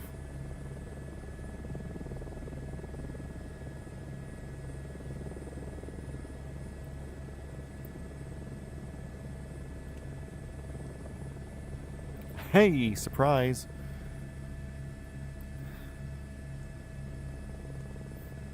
Yeah, fuck you. Anyways, thank you everybody for being here tonight. A good little flight. We made a good bit of distance. Gonna do a little bit of flying. Blah blah blah blah blah. Land on the circle. Usually helicopters circle there. I didn't see a circle. Yeah, oh well. We'll be back one day. But yeah, thanks everybody for coming and hanging out, watching. If y'all want to see more flying around the world and subsequent shenanigans, or just shenanigans, subscribe. I do this most nights. But until then, thank you everybody for being here. I'm gonna beat up this dude. Definitely not for racial reasons. Listen, pay attention. You almost got fucking hit. Look at this. Ew, I have feet. I hate that. I hate that. But yeah, thanks everybody for being here. It was a fun one. Got some good distance done. And,